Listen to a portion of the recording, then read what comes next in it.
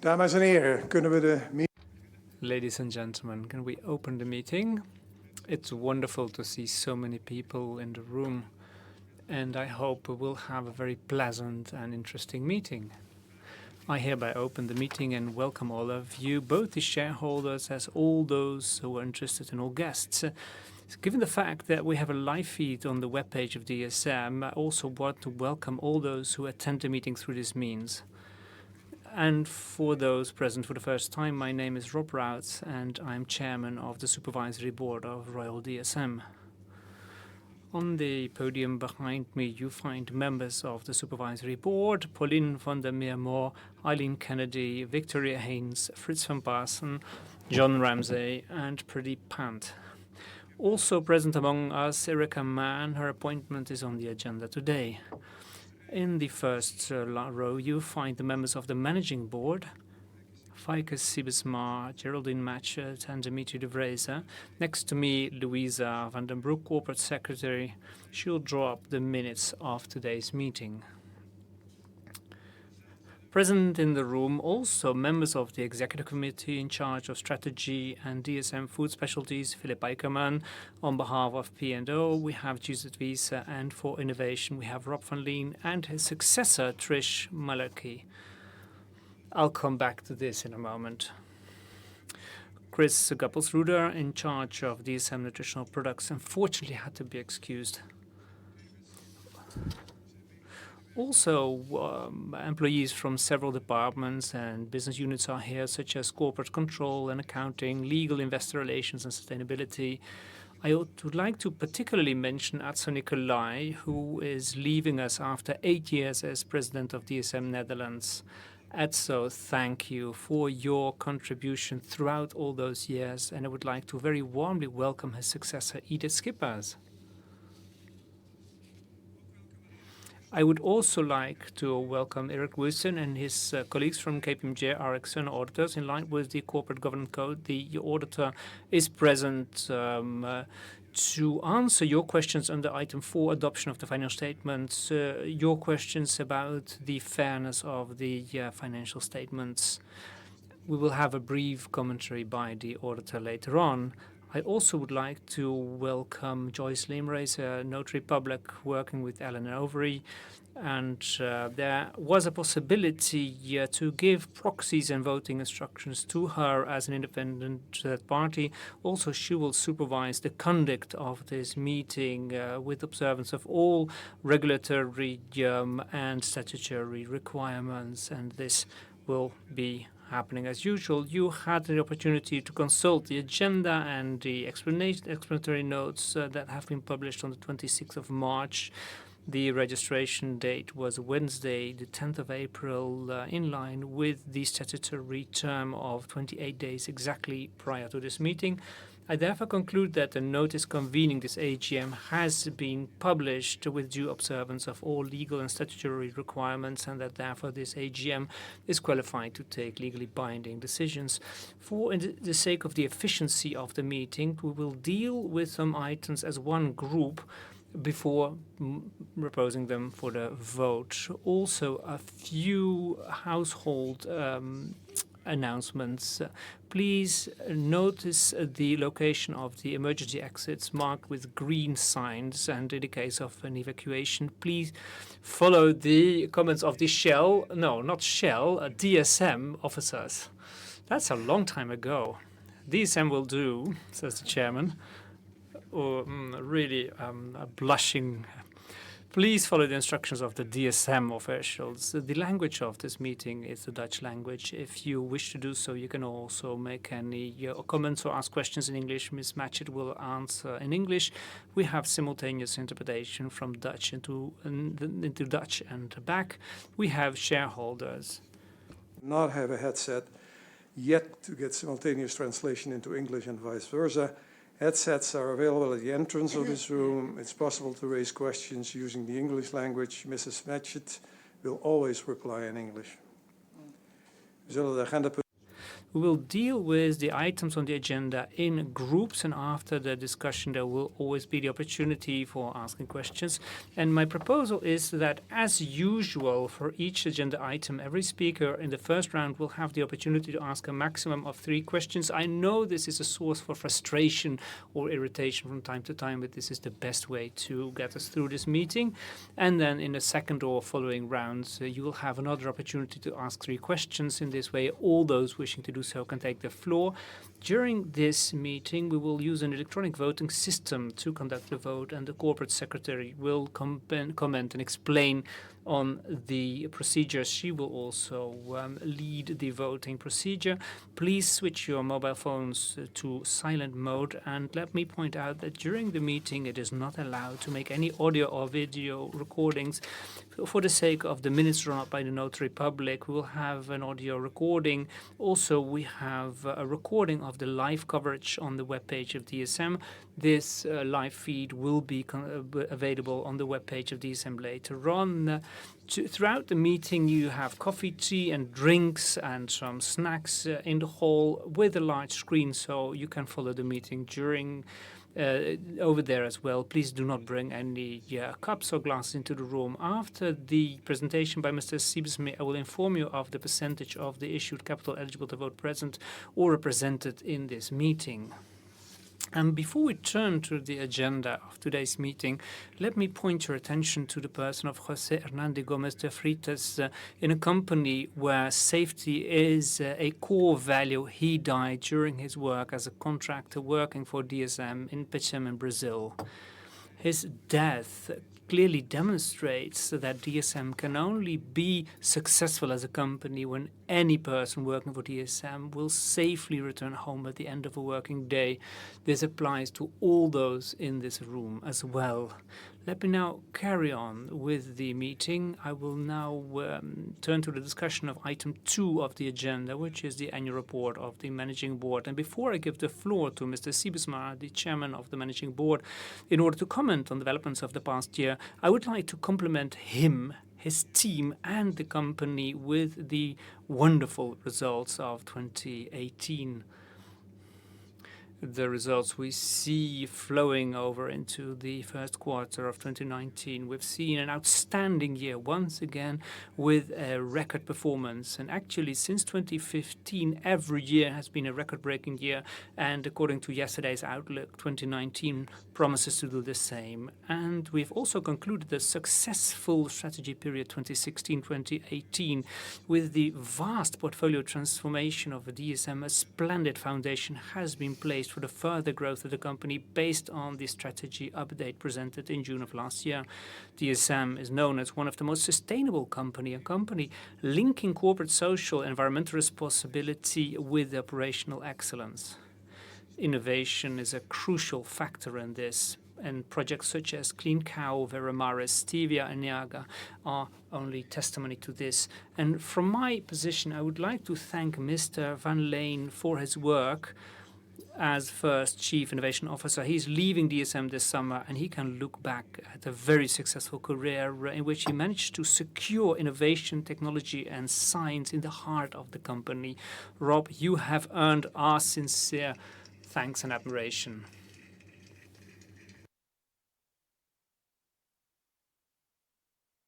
Miss Malaki will be his successor. She maybe can get up as well.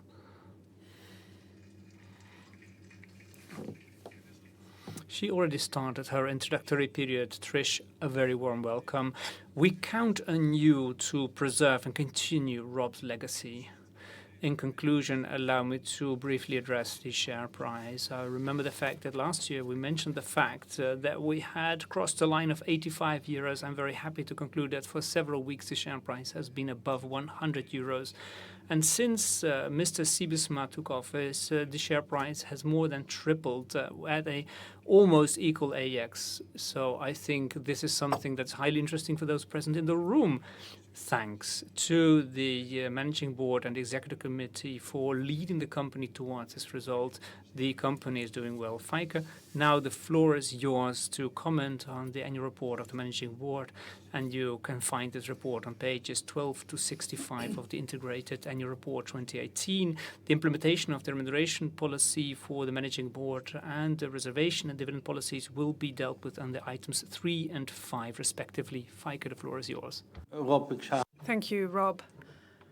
And I would almost dare to say, let's leave it with your wonderful words. But first, we're going to watch a video. Alice.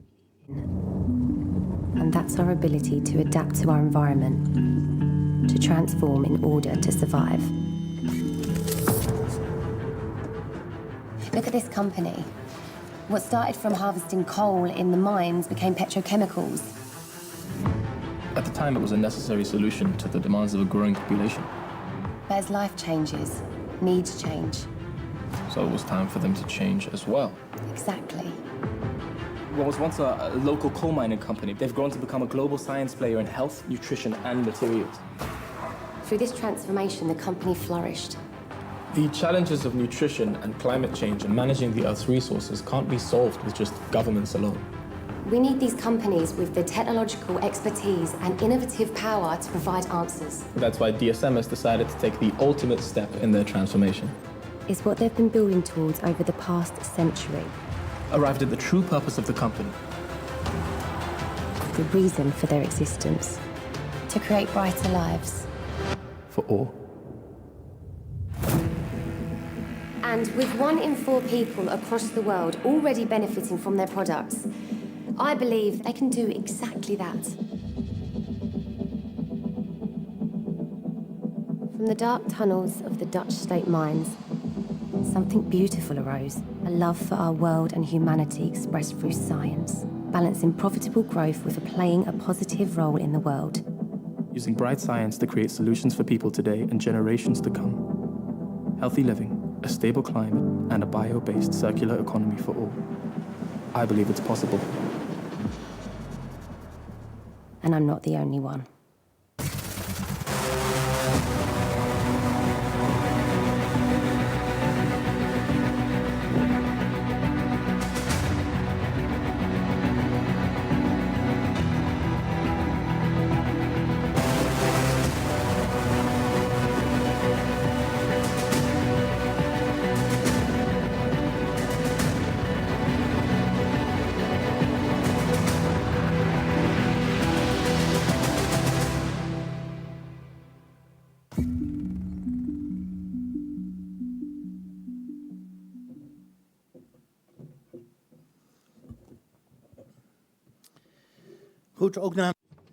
Okay.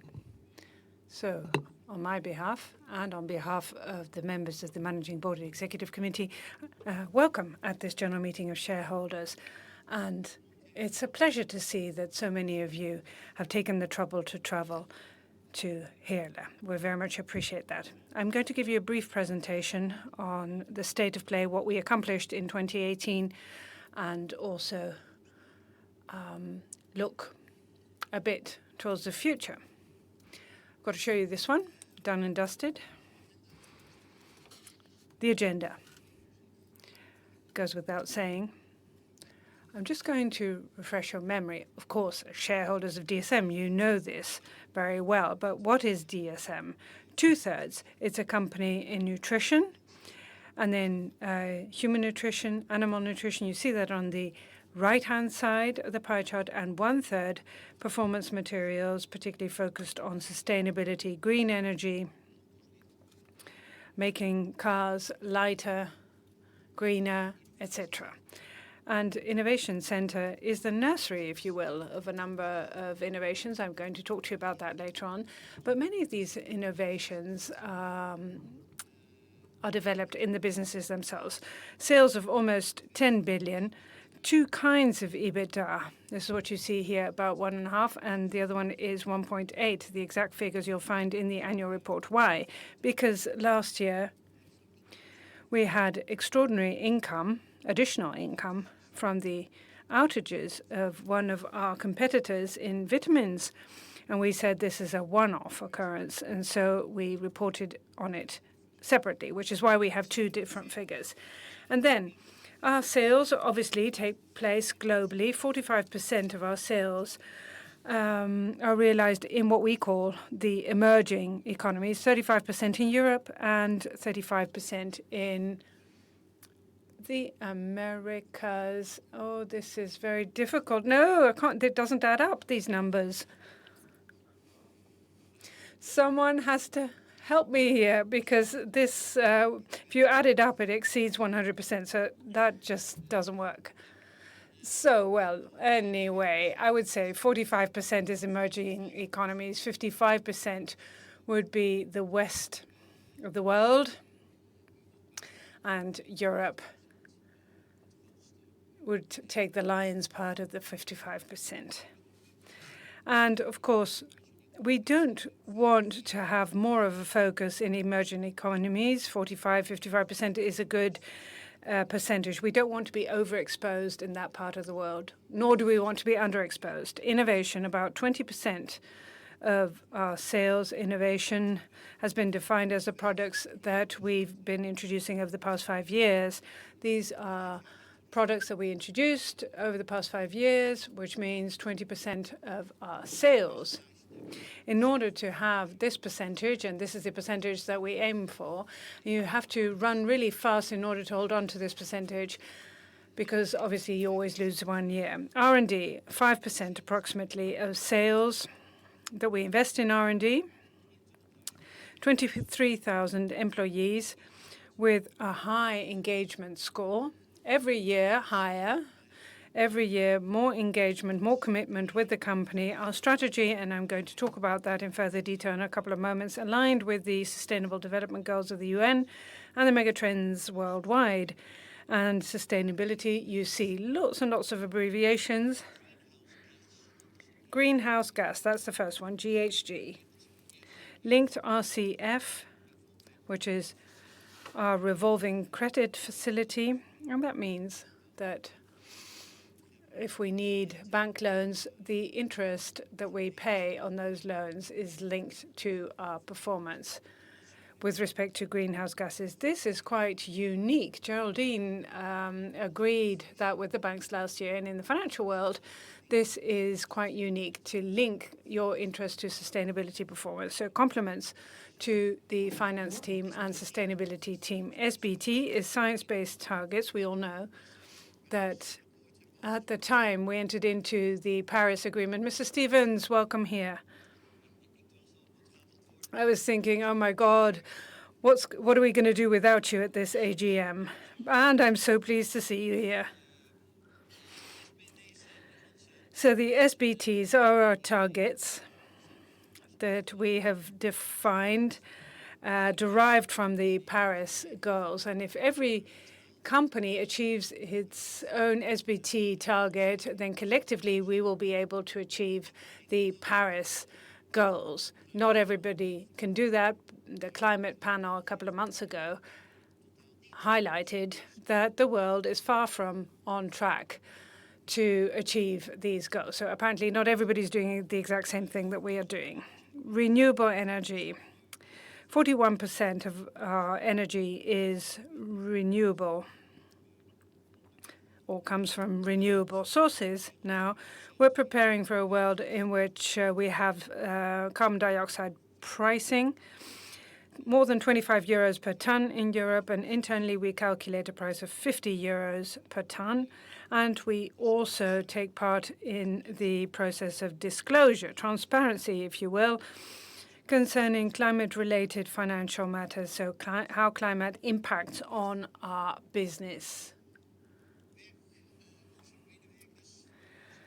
Our employees, this is not sales, but this is where our employees are located, our global spread. Europe is the largest, but also Asia, China, particularly a very strong position here. Well, you'll be familiar with this history of DSM over the past 117 years, to be precise, the transformation from being a coal mining company to a petrochemical company, being a science-based nutrition, health, and sustainable living company that we are today. And this also means that if we're in nutrition and materials, that, as you saw in the earlier slide, that we have activities in several markets. You see that on this pie chart: food and beverages, dietary supplements, early life nutrition, building industry, automotive industry, electronics industry, materials. In nutrition, we have a very robust position globally, 2/3 of our entire portfolio. And what we have here is global products. That's what we call them, products that we make on several locations in the world. And we upgrade them, blend them, and turn them into tailor-made, custom-made solutions locally. And we do this in all sorts of regions in the world and different market segments in the animal segment and also the human segment. Actually, we're the only company worldwide that has basic products as well as the custom-made formulated products targeted to our customers. We've got lots and lots of competitors that are in the segment that are related to the customers. We buy their products, and we have other competitors that make basic products, but they don't upgrade that to the custom-made solutions for the customers. And we're the only company that really covers the entire combination across the supply chain. And as DSM, that gives us a very robust position, globally speaking. On the materials side, here you see the different material businesses that we have. Slowly but surely, we're moving towards the top right-hand side. There's more market growth there, and in this area we have more possibilities to create value. And you'll see in which segments we're focusing on: health, improved living, but also green products, and mobility and connectivity, very important trends. And slowly but surely, we're trying to move the portfolio towards the top right-hand side. And you see this in our performance. You see that we are succeeding quite nicely in doing so. So what was 2018 like for us? A brief overview. Our employees, everybody worked very, very hard. That is to be expected. But our employees, and this will interest you, are extremely motivated, are very passionate about the company, are very proud of the company. And sometimes I discuss this with shareholders and they say, oh, that's a matter for you. That doesn't really affect me. But I do think it should interest you as shareholders. Whether you invest in a company that has highly engaged employees, very motivated employees, that's very important. It's almost inconceivable that it would be the other way around, that you would be able to show good performance if your employees are not engaged. Financially, we're talking about 2018, but also the period from 2015 to 2018. We continue to improve our performance, and we outperformed our own targets. Our own targets were rather ambitious every year. A growth in excess of the market growth, an EBITDA, a profit increase every year that is high single digit. So that's just not 10%, but somewhere between 5 and 10%. And we've exceeded the 10% of the years. So that is quite an achievement. Sustainability. Actually, we outperformed all our targets and aspirations. We did better than we intended.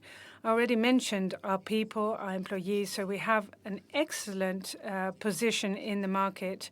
We have excellent technological positions in order to embark on the path towards the future, towards 2021. Now, in numbers, what does this mean exactly? About numbers, approximately 9 billion sales, which is the average between the two numbers on the left-hand side. This has got to do with this vitamin effect that we talked about earlier on. So for the full year, we had a benefit that we deducted from this. So you have the underlying effect here. Without the one-off effect, you'll see the same thing with the EBITDA. That's why we have these two numbers, 1.5 EBITDA. The official number was obviously 1.8, but we had this one-off effect there. Our return on capital employed, once again, increased almost 1 percentage point, 100 basis points, from 12.3 to 13.3 if you look at the underlying business, and if you adjust for the vitamin effect, this is what the numbers are.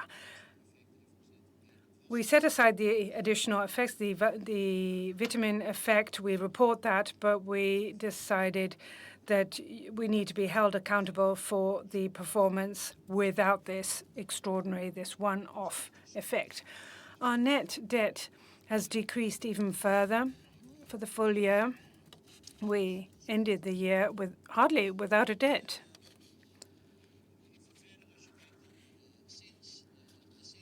If we then focus on sales in nutrition and in materials, both well in excess of market growth, 7% in nutrition, 5% organically in materials. So that is organically without acquisitions and without the effect of currency. And EBITDA, 6 and 5% up. Innovation sales, almost 20% and 43%, close to the 45%, high growth economies. And also outperform the market in sustainability. We've been able to achieve a reduction in absolute terms of our emissions, whereas we grew. And we see a reduction, greenhouse gases, CO2, particularly 41% of all the energy that we purchase is renewable, is sustainable. We've said that every year we want to realize a 1% energy improvement. Last year we achieved 1.4%, and also our water consumption, we were able to reduce that even further. And if we then look at our employees, our people, ourselves, how proud people are of our company, we see an improvement of our employee engagement from 75 to 76%. Safety, Rob Rouse already referred to a casualty that we suffered this year, and we're not proud of our general safety performance, and we fine-tuned that by the end of last year, early this year. This is something that requires our constant attention. We are doing better than our peers, but there are also there are companies that are doing better than we are. So we want to compare ourselves with the very best in the world, and we can't claim that we are among the best in the world in this respect yet. We've made major progress in the field of diversity, not only gender, but also nationality. 90% of our executives are female executives. When I just became CEO, I always said, welcome, lady and gentlemen, to our executives. When I was referring to the top 300, well, that's a long, long time ago. And we've come a long way. And the supervisory board sets the example. 50% after this meeting, I would say 50% female supervisory directors in the executive committee, it's 43%. But also in the field of other nationalities, not only European nationalities, we see that we've been making headway. And also in brighter living solutions, products that have a better environmental footprint than competing products, or that have a better, lighter impact on society at large. We are proud of our own company, but you've always got to tread carefully here. But of course, we are proud. But we're not the only ones, because there are also many other people that are proud of us. This is a list of recognitions, a ranking. We're right at the top of the list. Fortune publishes a list every year of companies that really have an impact on the changing world. There are about 50. And we're on the list. And so we are a bit proud of that. Strategy, not only in 2018, but if we look at the entire period from 2015 to 2018, EBITDA, the profit, increased annually by about 13%. And our return on capital employed needed to be higher because it was 7.6% in 2015, so there was room for improvement. We're not very happy with that number at the time, but we now see, looking back, that we've been making good progress here, almost doubled the number. And growth, here you see it not only for 2018, but for all these years, you see that we outperformed the market. Our markets in nutrition and in materials grow somewhere between 2 and 3% a year over the past few years, and clearly we've outperformed the market in this respect. We see the same growth in nutrition at this point. In materials, we see, because of the economic situation, we see a slightly different situation. I'm talking about 2019 here. Dividend. Well, the box has been ticked here, 230. But this is looking forward a bit because I can't remember which agenda item it was, 3. But if you approve the dividend, the increase of dividend, then this slide will prove to be correct. And so this is quite a good increase. We've never seen a reduction of our dividend. Our peers, 50% of our peers have been cutting their dividend and reducing it, and we never, ever did that. And that is precisely our strategy with respect to dividend, an increasing dividend, a stable to increasing dividend, but in any case, never a declining dividend. And every few years, you see we move forward with this. Share price did well. Mr. Routs referred to that over the years. I'm sure you followed that, being shareholders. And this is a slide that we used on several occasions. What does DSM do? And it tries to combine sustainability and impact on the environment with financial results. 10, 12 years ago, 15 years ago, there was a bit of a debate about this, whether you can actually tackle both things simultaneously. A better world, sustainability. Sustainability always costs money. Can you actually make money by being sustainable? And how does this work? I think that we've been able to show that these two things can go hand in hand. In fact, that was the performance of DSM over the past few years. Sustainability, creating a better world, and good financial returns. I think that's obvious, because why wouldn't the world be prepared to spend a lot of money to tackle the major problems or making their lives more pleasant of people who live on this planet? I think vis-a-vis the future, those companies that don't embrace this will end up having issues. I think in 10 years' time, if we meet here, I don't know whether I will be here, well, and I don't know whether you will be there in 10 years' time, but if in 10 years' time we were to meet here and look back on today, I think that it's safe to say, and I see this more and more also with investors, I think it's safe to say that making the world a better place, taking care of sustainability and financial returns have to go hand in hand. Otherwise, you'll end up having problems because millennials will no longer want to work for you, buy your products, if you fail to price carbon dioxide. At the end of the day, you'll have to foot the bill. Silverton, Mr. Silverton worked for investor relations, and he made this slide. And in 2007, he joined the company, and he wanted to see this period of time for investor relations, 2007 to 2019. He says that this coincides with the time you have been CEO. So yes, in fact, the share price has tripled over this period of time. Yesterday, it closed at 103 something. I think it dropped a bit.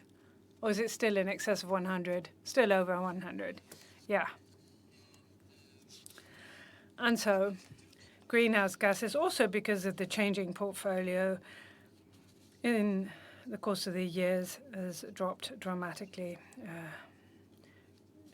15 billion share price dividend. And looking forward, this is a bit of an intricate slide, but on the other hand, it's quite straightforward as well. On the left-hand side, you see the input in our strategy, sustainable development goals, the goals of the UN, megatrends, our own competencies. They're all inputs in our strategy. So what is it that we intend to do? We intend to make money around nutrition and health, climate and energy, and resources and circularity. The latter two could be summarized as sustainable living. Now, we focus our business on this triangle. That is how we make our money. And at the end of the day, that'll lead to more engagement of our own employees, more sustainability, and more growth. And we reflected that in targets for the next few years, our cash flow growth and our EBITDA growth. And on the left-hand side, you see our clear targets.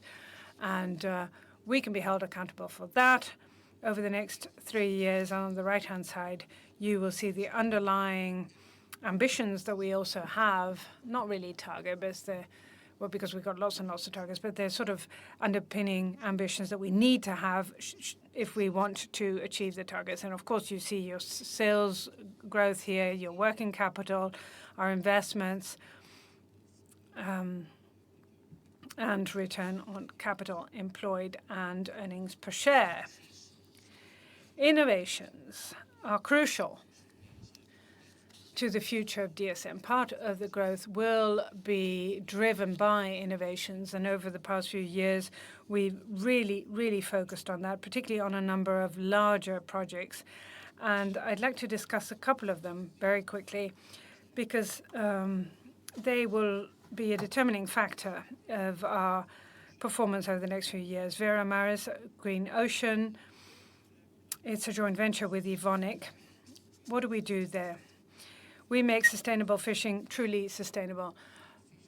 Lots of our fish come from fish farms so that we don't have to deplete our oceans, but in contained conditions, we can farm these fish and we can leave the oceans in peace. That's not entirely true, because these large fish need food, and so they need smaller fish to eat, and we need to fish the smaller fish and make fish meal of it to feed the larger fish. We don't really need to do that, because the smaller fish eat algae, but the larger fish can't eat algae. That's why the larger fish eat the smaller fish, and the smaller fish eat the algae. And then if you put the algae in the fermenter and you make fish oil of it, you can feed it to the larger fish.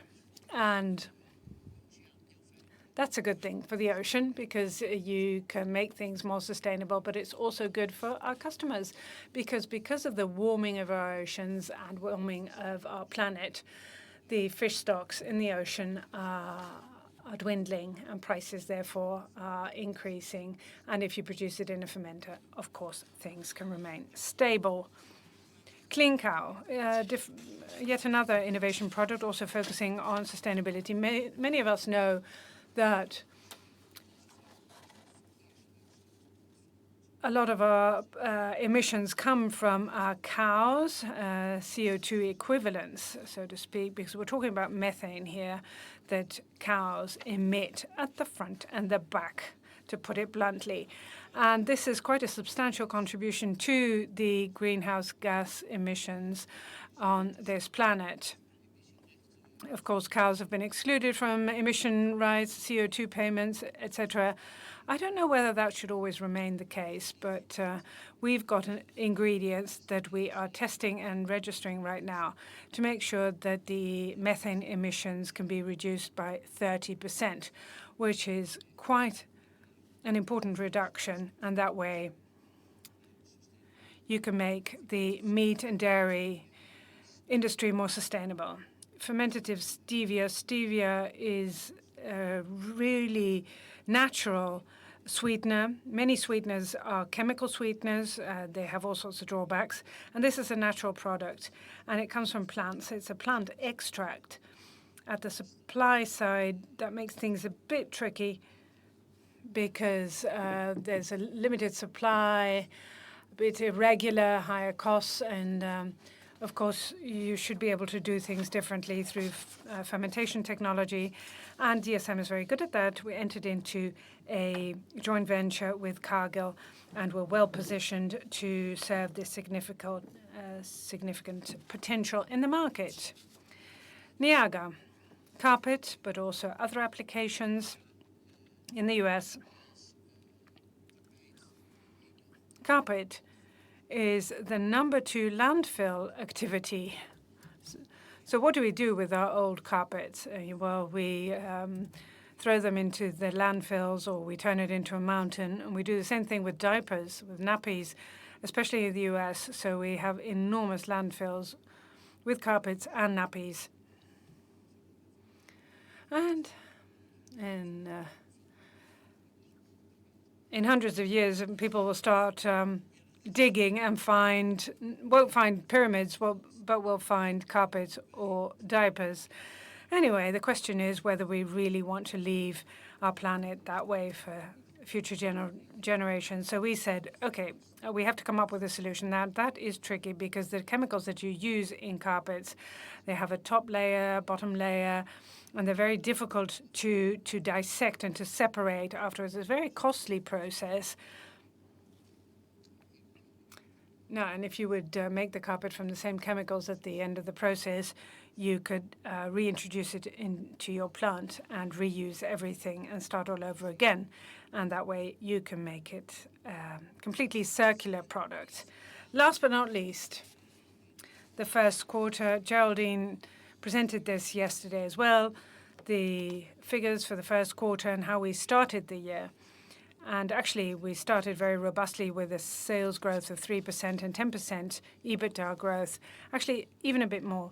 But this is for because of accounting changes, IFRS, because of IFRS regulations, the increase is even 14%.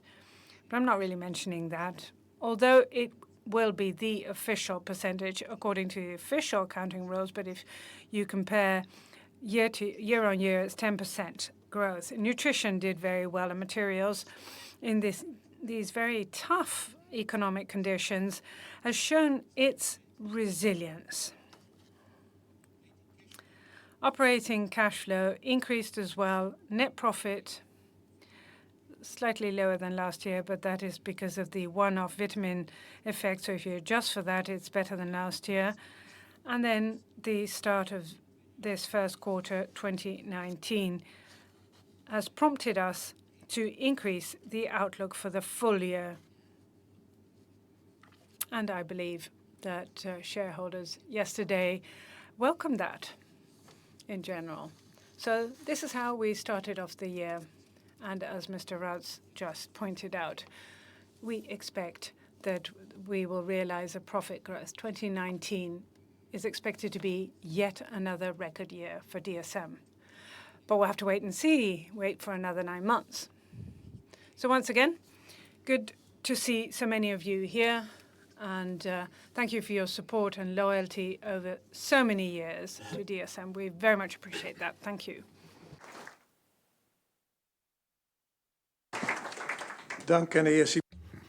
Thank you, Mr. Siebesma, for your comments.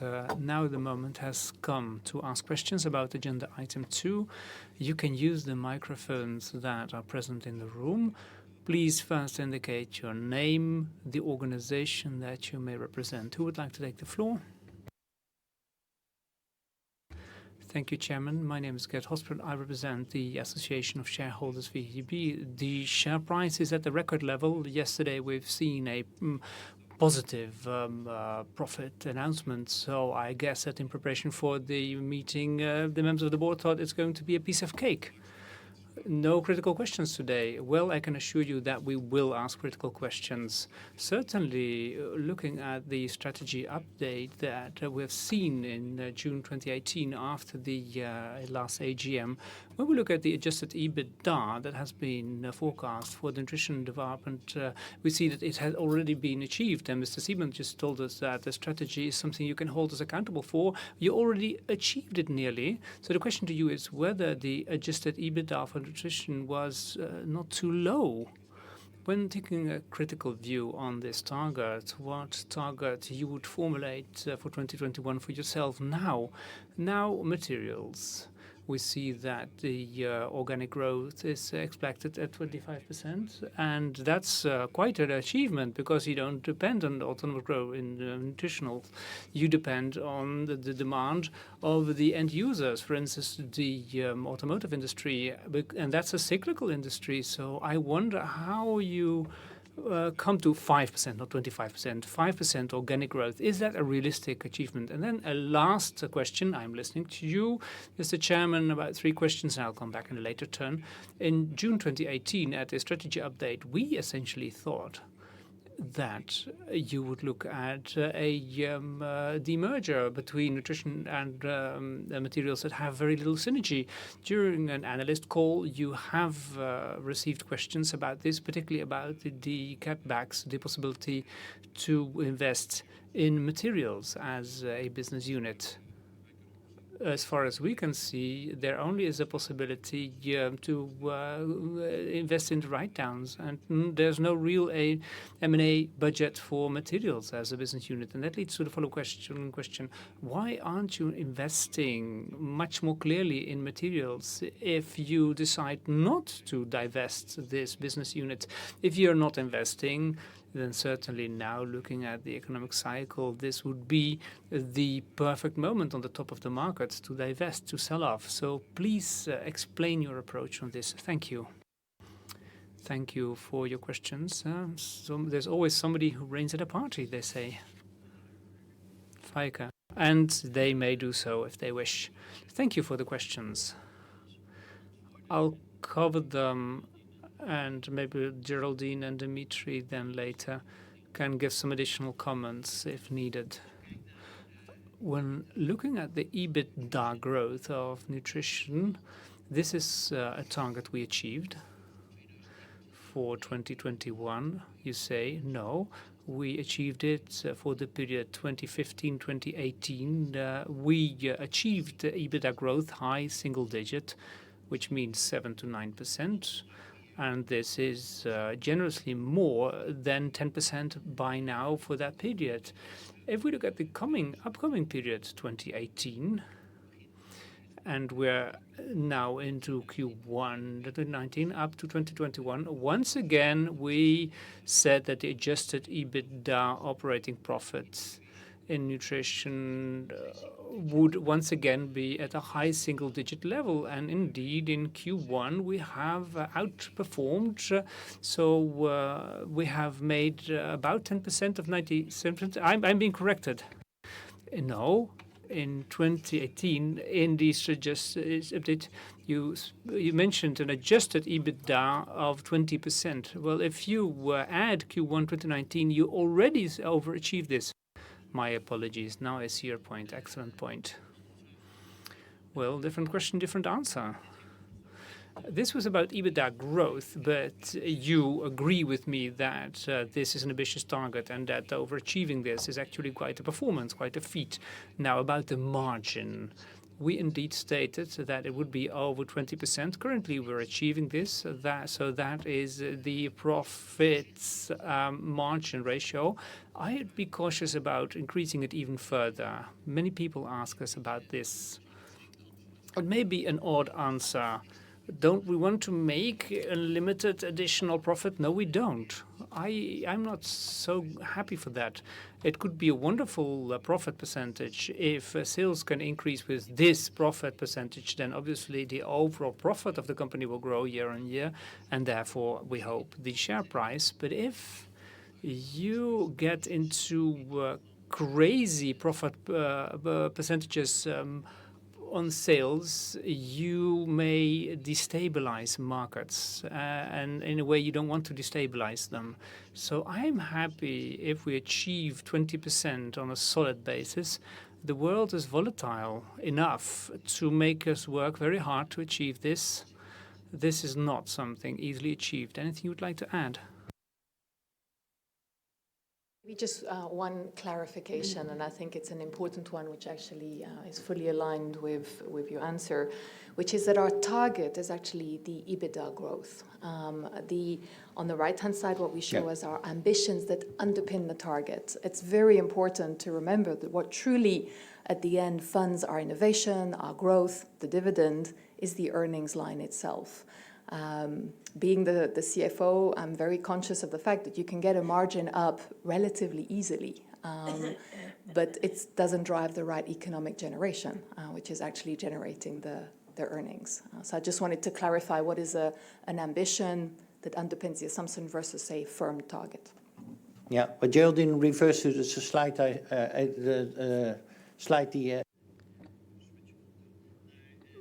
I switch language here. We've shown a slide, I don't remember which number. On the left-hand side, you saw the real targets that we have formulated, and on the right-hand side, you saw the underlying ambitions that you refer to. We want to be held accountable to an absolute growth of our EBITDA, because we assume that absolute EBITDA is somehow linked to the share price. So it would not be logical if there would be no such link. EBITDA obviously has an origin. You need revenue growth, you need a profit margin, some cost levels, otherwise you simply won't achieve profit. This is what we call our aspirations. We share the aspirations with the world and ask also from some leeway, because this is the instrument, the tool we have in order to achieve what Geraldine calls the major target, the major purpose. And our EBITDA margin shouldn't be too much flattered, but I think that applies to all categories. Now about materials. You said 5% organic growth is our target in the strategy for the years to come, which is way above the market average. If the market average is 2 to 3% of growth, then this is our target, and it is our target. You say, well, can you achieve this? The target has been presented in June of last year in a different marketplace than we see today. In Q1, you see us not making this target at all. We're not achieving 5% at all. We have a volume decrease of 5 to 6% in terms of volume. We still outperform the markets we operate in, which is important for us. We're outperforming the market average. But at the same time, the markets have changed completely over the past year. Now, we are not a company that will change its long-term targets overnight in such a situation. So be it. The world looks less sunny than it was a year ago, but for the time being, we maintain our targets. And let me come back to Geraldine's words. The major target is an absolute increase in profit, and even under those market circumstances, we think we can get pretty close. And in Q1, we have achieved that, what we were aiming for. Anything you would like to add, Dimitri? One thing maybe. Let's be very clear about saying that the current existing materials markets have growth levels that in some quarters have been affected by destocking, but we should look further than destocking. We are a company that wants to look beyond destocking, and then markets have a certain growth rate. We can outgrow the markets, we stated. Why? Well, because we focus on new segments that grow faster, such as paint, or we want to move to biocoatings. We want to use water-based coatings that are growing faster than solvent-based coatings. The same thing for automotive. Lightweight replacement of metal is a very important segment for us. And currently, we see that the cars under construction currently have a higher growth in DSM-supplied materials than other materials. This is what we call substitution. So we think we play in the right markets with the right products. New mobility, connectivity, green products and applications are what we play in. And this is why we think that in the long term we can outgrow the market. 2-3%, it is the market average, so 5% seems achievable. Then you had a last question. This is the link between nutrition and materials. We understand that the end markets of nutrition and materials, very correctly, as you state, are different. We have the electronics, or we have green energy. We have something completely different than nutritional products. The end markets are completely different, but we don't think there is no synergy between the segments. If I look at the technology we use, we have a lot of technology in use. We have developed a wonderful mapping for technology that featured in the presentation in June of last year. And the way the various types of technology make up the basis for materials and nutrition is clear in the presentation. There is a mutual link. Also, size and critical mass are generated. They reduce our cost and they increase our presence. We have synergy, at least in our view, in terms of the people involved. We train people across the company, not everywhere, very consciously so, because expertise is also important. So some people remain active in one field, but some people also move across the company, and this cross-fertilization is really helpful to come to other insights. But indeed, you're right in stating that the end markets are different. But as long as we can add value to materials, as long as we, how should I say this, perform better than the market average around us, apparently we're good owners for this business because we add more value than is happening in average around us. If that would not be the case, if we would obviously not doing this, we would have to reconsider. You say we don't invest in materials. That's not true. We invest in materials development. Nayara is a good practice. We also invest in acquisitions. However, we stated that acquisitions will happen predominantly in nutrition. Why nutrition? Well, this is our largest business by far. It's 2/3 of the entire company. And we see very extensive possibilities for acquisitions there. But we never said we will completely exclude acquisitions in materials. And in one of the slides, I showed something Dimitri presented several times, which is the fact that the entire materials portfolio has shifted towards health, towards nutrition, towards green products. And the problems we encounter there are very closely related to the issues we find in nutrition. We have climate-related issues that are closely related to issues concerning nutrition. So this shift of our portfolio actually closes the gap between nutrition and materials. Thank you, Feike. The next speaker. You have a train to catch, so please. Good afternoon, ladies and gentlemen. My name is Robert Vreeke from We Connect You, Public Affairs and Investor Relations.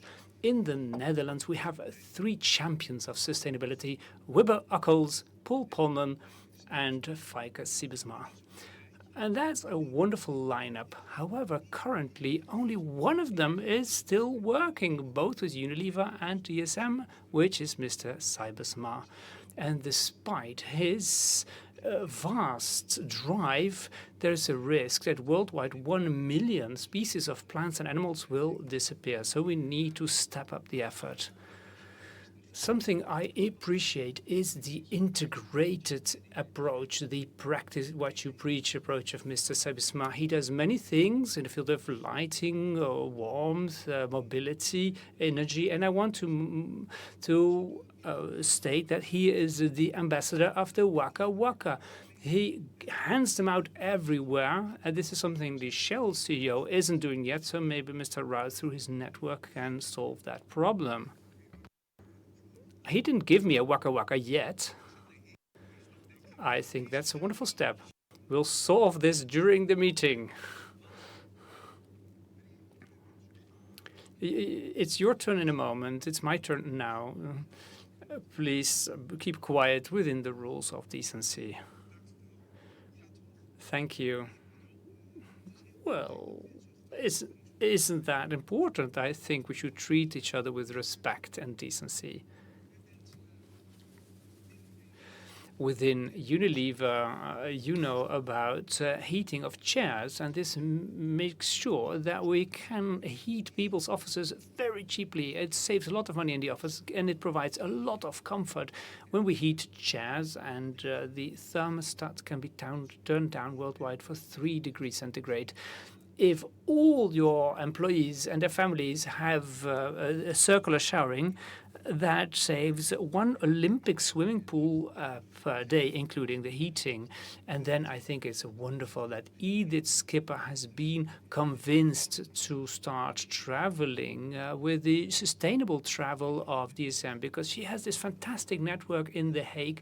She has a fantastic network in the field of sustainable care, and therefore she can speed up this sustainability within DSM, certainly in the light of her constructive relationship with Mark Rutte. data.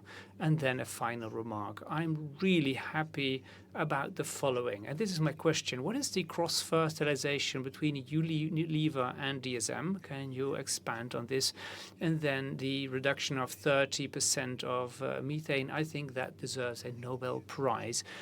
I mean, cows are the most polluting factor worldwide, and if we save 30% or reduce pollution by 30%, wonderful. Thank you, Mr. Siebesma. Thanks for your questions, your comments. Well, biodiversity. Indeed, yesterday we saw the presentation of the UN report on biodiversity, and it shows that we face a major problem, and that, as expected, many amphibians, insects, and even some mammals are to disappear over the coming 25 years.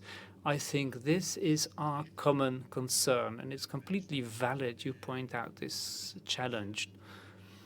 And it mainly concerned animals and insects, but the report also concerns plants. And there's a risk of creating a monoculture. I'm a biologist by training, and biologists use pools of genes.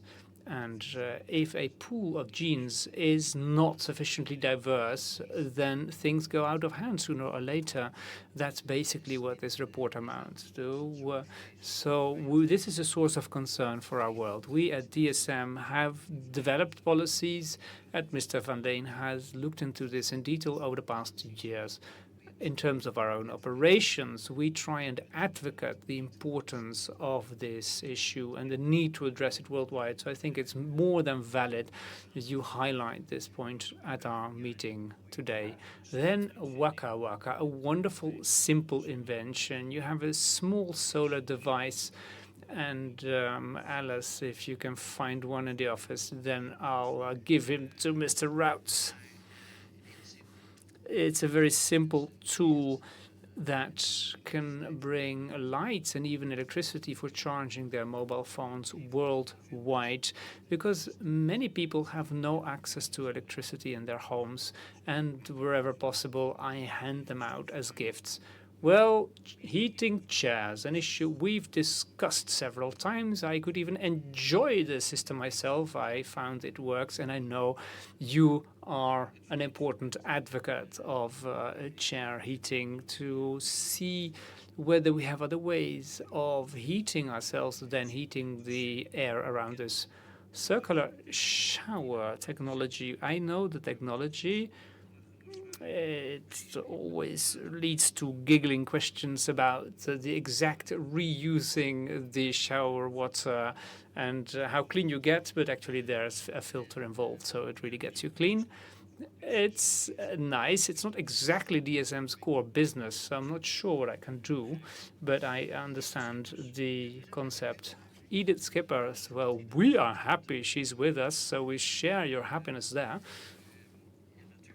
And obviously, Edith has her network, but the most important thing she has is a skill. She brings a skill that will drive DSM Netherlands to even greater heights, and this is the most important. Then we have Unilever and DSM. Indeed, by accident or not, I'm a member of the Supervisory Board of Unilever as well. We run into each other there as well, and Unilever is a customer of DSM, a very small customer, by the way, so there is no conflict of interest, and we have full disclosure. And I learn a lot about our final markets that can be useful for our work. And then a final point, well, if you will argue for us as a company receiving the Nobel Prize for Clean Cow, we will not object. So I can only embrace that last proposal, and in the meantime, we will carry on with our innovations.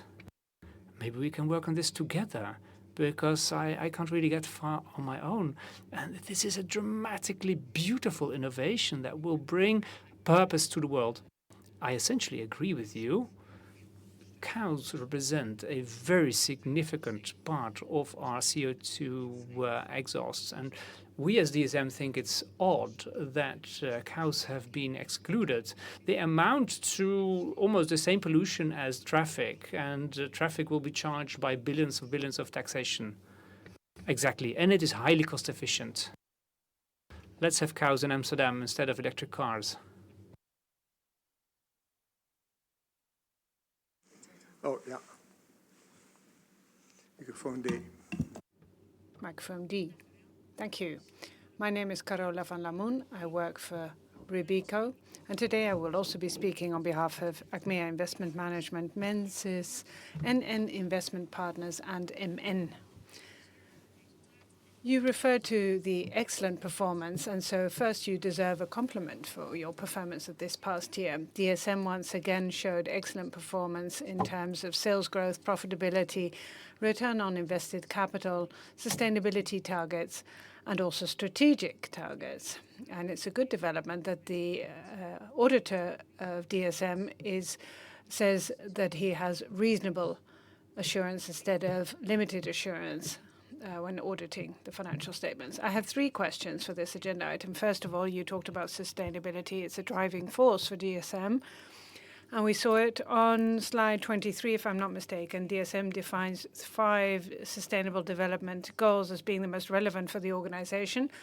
For the 3 environment-related SDGs, you have numerical targets.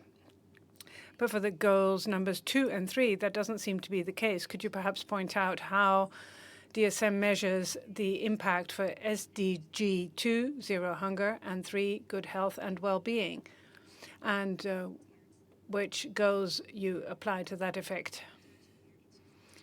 And I hope that you'll be providing us with more details next year. Second question, because of the good financial performance, DSM has enough money to buy back shares, 2.6 million shares, as per the 1st of April of this year. What are the priorities for the balance sheet after the conclusion of your share buyback program? What is the ratio in terms of organic growth, etc.? And finally, a question about further improvement of margin and working capital. From your presentation, I understood that for working capital, you have the ambition to achieve minus 16%. Could you perhaps explain? Yes, indeed. The UN, in cooperation with almost 200 countries that approved that, drafted the SDGs, the Sustainable Development Goals, the global goals. The worldwide strategy is really, or the global strategy is what we would call it. These are 17 goals. We address a number of these 17 goals with our portfolio, not all of them, and actually quite deliberately so. We set aside what we used to call corporate social responsibility as being a separate activity. That no longer is the case. We want to incorporate it in our mainstream businesses, and that is the way we look at it. And in our mainstream business has been organized in a certain way. We have certain competencies, so that means that we can contribute to certain SDGs better than to others. There are 5 core SDGs in which, indeed, we can make a major contribution, and we tried to give them numerical goals. Zero hunger, that is a bit tricky, to do this numerically. Nonetheless, I'm going to give you a couple of numbers. What we said at the beginning, and I'm talking about 12, 13 years ago, we said that we wanted that with our competencies with respect to nutrition, that 1 million people in the world, that we made sure that the food aid that they get be nutritionally responsible, not only calories or carbs. Now, this is a goal that we achieved rather quickly. And then we said, can't we move from 1 million in 10 years to 25 million? And this is a goal that we also achieved in the meantime. I think it's now 32 million, if I'm not mistaken. 32 million people that we as DSM can help making sure that they, and particularly we're doing this in cooperation with the World Food Programme, and then we set another target. Couldn't we improve food relief for people and make sure that people become self-sufficient? And 3 years ago, we started a project, Africa Improved Foods in Africa, working with local farmers, local production for local people, producing healthy food. We started with 9,000 farmers in Rwanda. Now we have more than 25,000 farmers. We buy everything they grow. We turn it into healthy food in a very large plant that we set up in Kigali. So we transport all their crops, all their products to Kigali, which is where we produce healthy food for a local public population. 1.5 million people benefit from that, out of the 4.5 million people in Rwanda that are stunted, and 1/3 of the issues, the problems there have been solved over the past few years. We don't have very specific targets there, but it's not that it's not numerical, and that's why I wanted to give you the numbers that I just gave you. Margin improvement in working capital, Geraldine, and also priorities on cash allocation. Let me start with the working capital targets. So here in the previous strategic period, we said we wanted our total working capital to sales ratio to drop to below 20%, and we achieved that very well. Actually, we closed at 19%. And here what you see as our ambition going forward is that we want to keep bringing that down, and hopefully we will reach 16% by a year-on-year improvement on our efficiency. So that's to clarify your question on that target. And I think your other question was on the share buyback and the capital structure. Now, what we are aiming to do as a company, and we indicated that with the strategy as well, is we want to remain a high investment grade company. So we don't want to take any risks, which in the capital markets is usually referred to as having a leverage of 1.5 to 2.5 times EBITDA. Now, when we look at the health of our business, when we look at the kind of growth we've been able to generate and the margins, we see a strong ability to generate financial returns and liquidity, and still retaining a lot of flexibility for innovation projects, for CapEx, and for some acquisitions. We felt that we had the space to also return some of this cash to our shareholders, and of course, very relevant to the conversation today here. So that's how we put in context the balance sheet's structure going forward. Okay, thank you. Next, please. Thank you. Mr. Stevens.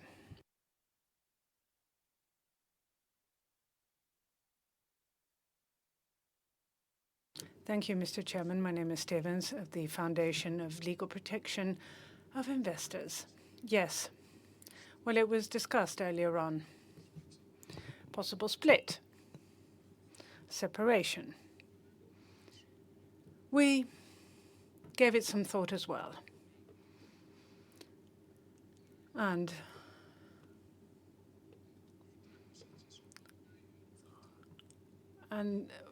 acquisitions in two fronts. You cannot carry out acquisitions that are good for both businesses. So we're wondering, how resilient is this situation?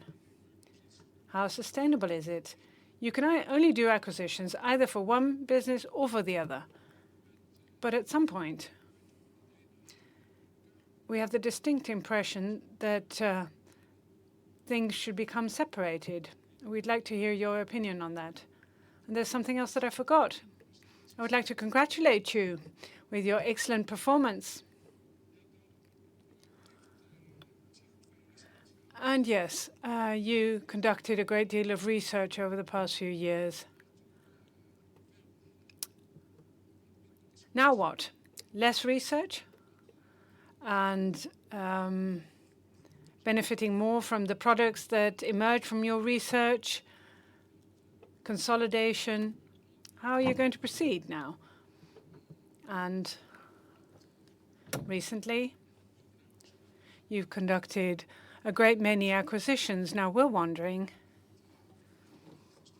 given the question that I just asked, and this ties in with that question.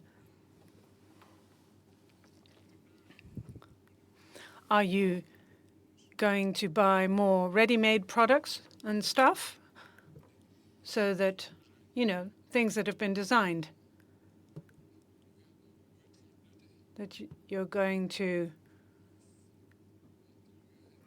work on that? Because, for instance, you will take an interest of 75 or 50% in a company. So we're wondering what your purpose is. What is it that you see on the horizon? What is it that you're aiming for? Those are 3 questions. Oh, I'm sorry. Okay, well, I'll be back then later. I was afraid you would, says Mr. Siebesma. Thank you for your kind words. I'm glad you hadn't forgotten to congratulate us. Split. Well, you know, as I said earlier on, as long as we can add value, more value than the average of the market surrounding us, we're doing a good job. Second, there's more synergy than you would think at first glance if you only look at the end markets. I said that earlier on. And then, of course, I do understand the debate about splitting and the different markets and so on and so forth. But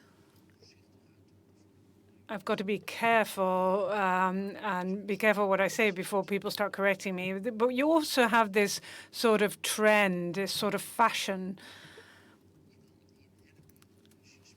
I mean, if you split a company, if you look at nutrition, of course, you can once again ask yourself the question whether it doesn't consist of different segments, and you can endlessly focus, as some people once said, you can focus towards insignificance. You can continue doing that, and at the end of the day, you won't be significant anymore.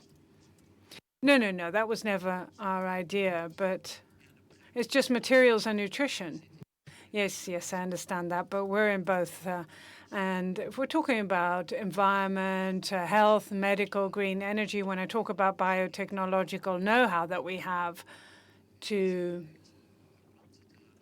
extract energy from plants, you see that there's much more synergy between materials and nutrition than you may think at first glance if you look at applications in the automotive industry or other applications.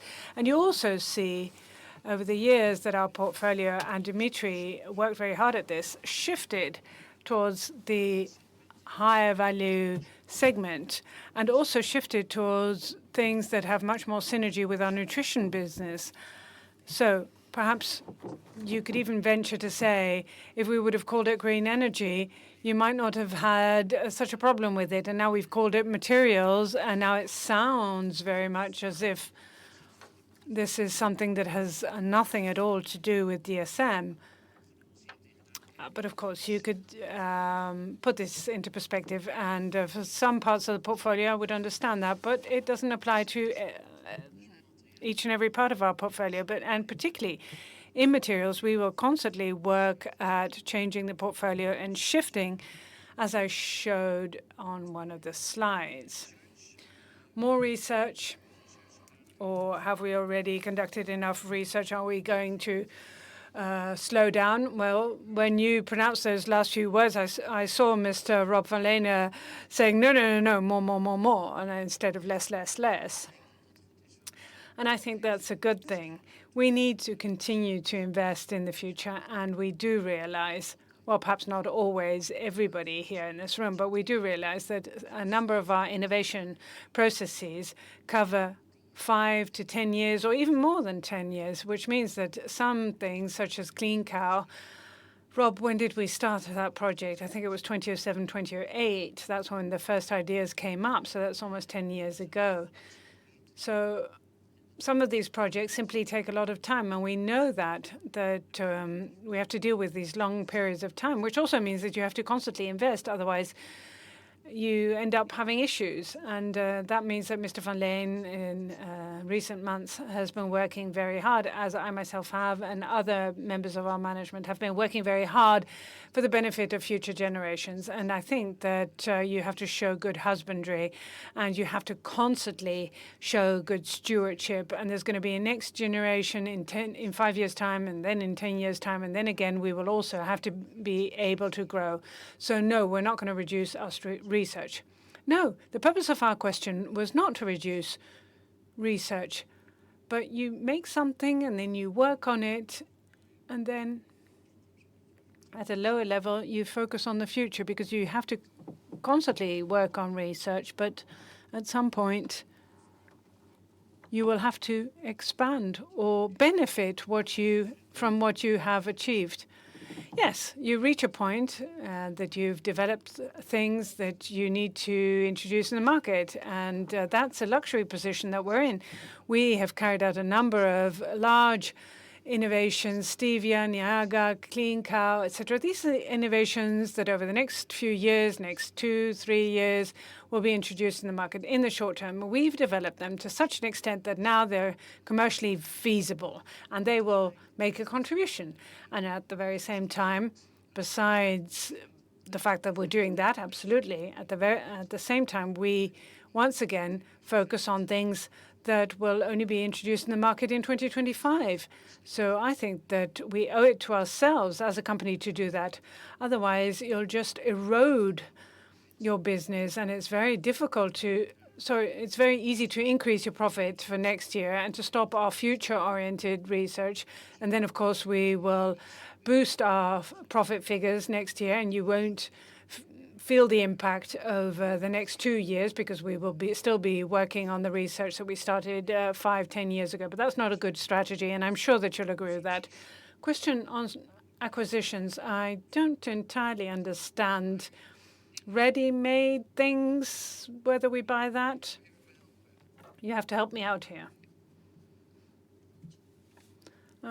Sorry, I can't find it. Licenses.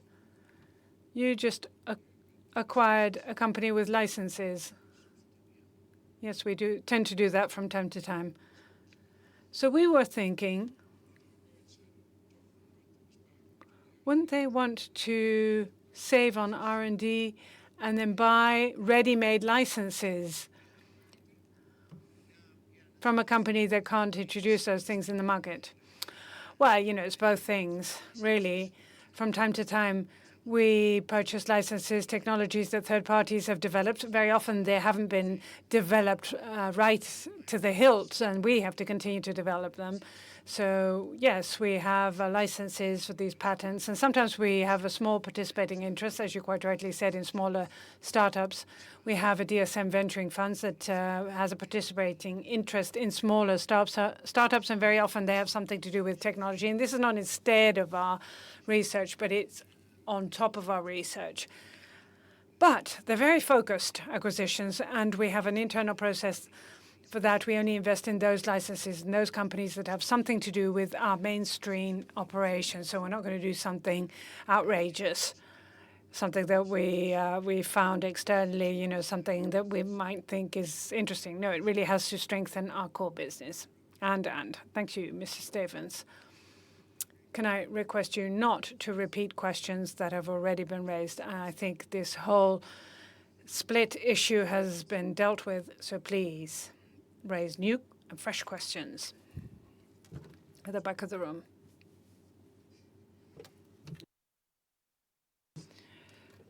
Members of the Managing Board, Supervisory Board, my name is Angelique Delskowitz. I'm Director of the Association of Investors for Sustainable Development, and I promise that I will ask 3 questions about sustainability. I think I'm allowed to do that. But first and foremost, I would like to express my great appreciation for your performance in all respects. Obviously, for us, it's very valuable to see that a company can perform this well and can also embrace sustainability, something that we need badly, given all the problems that we're facing. Yes, we do have 3 questions. Despite the good performance, we always try to encourage you to boost your efforts. In terms of climate, we would like to put forward here that we very much appreciate the fact that you have an approved science-based target in which you really make a commitment to CO2 reduction in line with the climate agreement of Paris.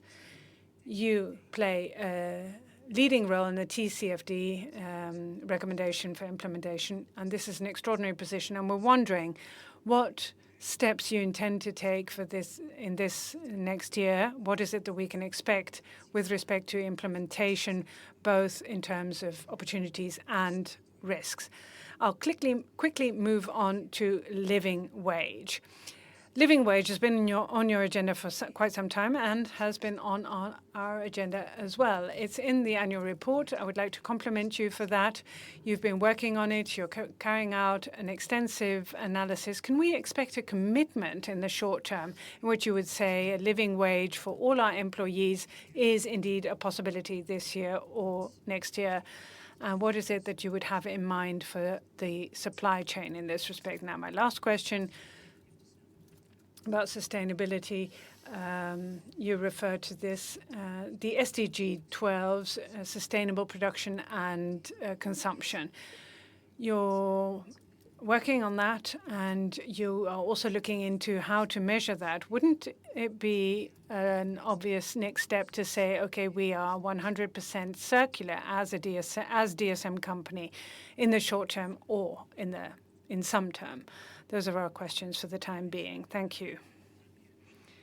Thank you, Angelique. We appreciate your critical monitoring on the part of the VBDO. By the way, I agree with what you said about the SBTi. We are one of the first companies in our sector that has embraced that and has established clear goals. I think that's the only way to achieve the Paris Agreement, TCFD, disclosure with respect to financial climate. For the audience who is not that familiar with the acronyms, so TCFD is the Task Force on Climate Change Financial Disclosures, which is a big mouthful, but it's actually a very important milestone, and we're very proud that we're one of the early companies to commit to disclosing in line with TCFD within 3 years. And we have been acting very proactively in order to meet that target. Now, you will have seen in our annual report, we tried to combine some of the disclosures. Clearly, when it relates to governance, to strategy, etc., we're there. The very challenging part of TCFD are the forward-looking scenario disclosures. And again, for those less familiar with this, one of the requirements is to say, well, what does a 2-degree world mean for DSM, both in terms of our operations, so adaptation, mitigation, but also in terms of the end markets that we serve. Now, one of the biggest challenges with this topic is that if every company tries to do this in isolation, the outcome will be of no use. You will have an inability to compare and to understand as readers of these disclosures, what does it really mean? So in order to address that, we have been working very proactively with a number of organizations. WBCSD, the World Business Council for Sustainable Development, has actually been tasked to try and help certain sectors adopt these disclosures, and our sector is one of them, and we're one of the companies very actively involved in trying to shape how can this be best done. I am also the co-chair of the CFO Leadership Group of Accounting for Sustainability that is also very proactively working together because we truly believe the private sector here needs to have a combined effort to make this relevant. I would like to add maybe on the topic that we are very, very supportive of this development. For many years as a CFO, I have been on roadshows where the topic never came up and there was no interest from the investor part of the world in understanding these questions. And now that it's become a requirement from a regulatory point of view as well, what are their climate risks as investors, as institutional investors? The fact that there's a demand there makes that conversation, I think, is going to evolve quickly. That's what I'm trying to say. But there is quite a journey still to be done because it's creating a brand new way of assessing the impact of climate on DSM. Okay. Thank you for the explanation. Uw andere twee vragen rondom... Your other two questions about living wage and SDG 12. DSM's policy is everywhere in the world to pay a living wage. Now, for Dutch nationals here in the room, this may sound like something self-evident, but it is not self-evident in all the countries of the world. Many, many countries don't even have a minimum wage. So that means that there are all sorts of situations in all corners of the world that the wages that you have to pay to employees could well not be a living wage. So indeed, all our employees, whatever their local customs may be, we would like to pay them a living wage. At this point in time, we are carrying out the analysis and pooling all the data that we have, and we have data for that. So assuming that we've administrated everything properly in the different countries, I think that we can safely say that we have the data in those countries, but we need to have it verified also with respect to our reasonable assurance. And Judith, our Chief Financial Officer, is working on that as we speak. And in the course of this year or early next year, the data will be verified. Am I correct or not, Judith? This is a comment off mic. The interpreter can't hear. By 2020, so we want to make sure that we really have our house in order and that we can comply with our high level of auditable standards, and then we will manage the progress against that latest from 2020. Dus in 2020... So in 2020, we already have a policy in place, and to the extent in which we have the data, we are compliant. The thing is that we want the whole system, the reporting of all the data, that everything can be substantiated, and in the course of 2020, that'll be available. And then the last one, SDG 12, sustainable production, consumption, and circularity.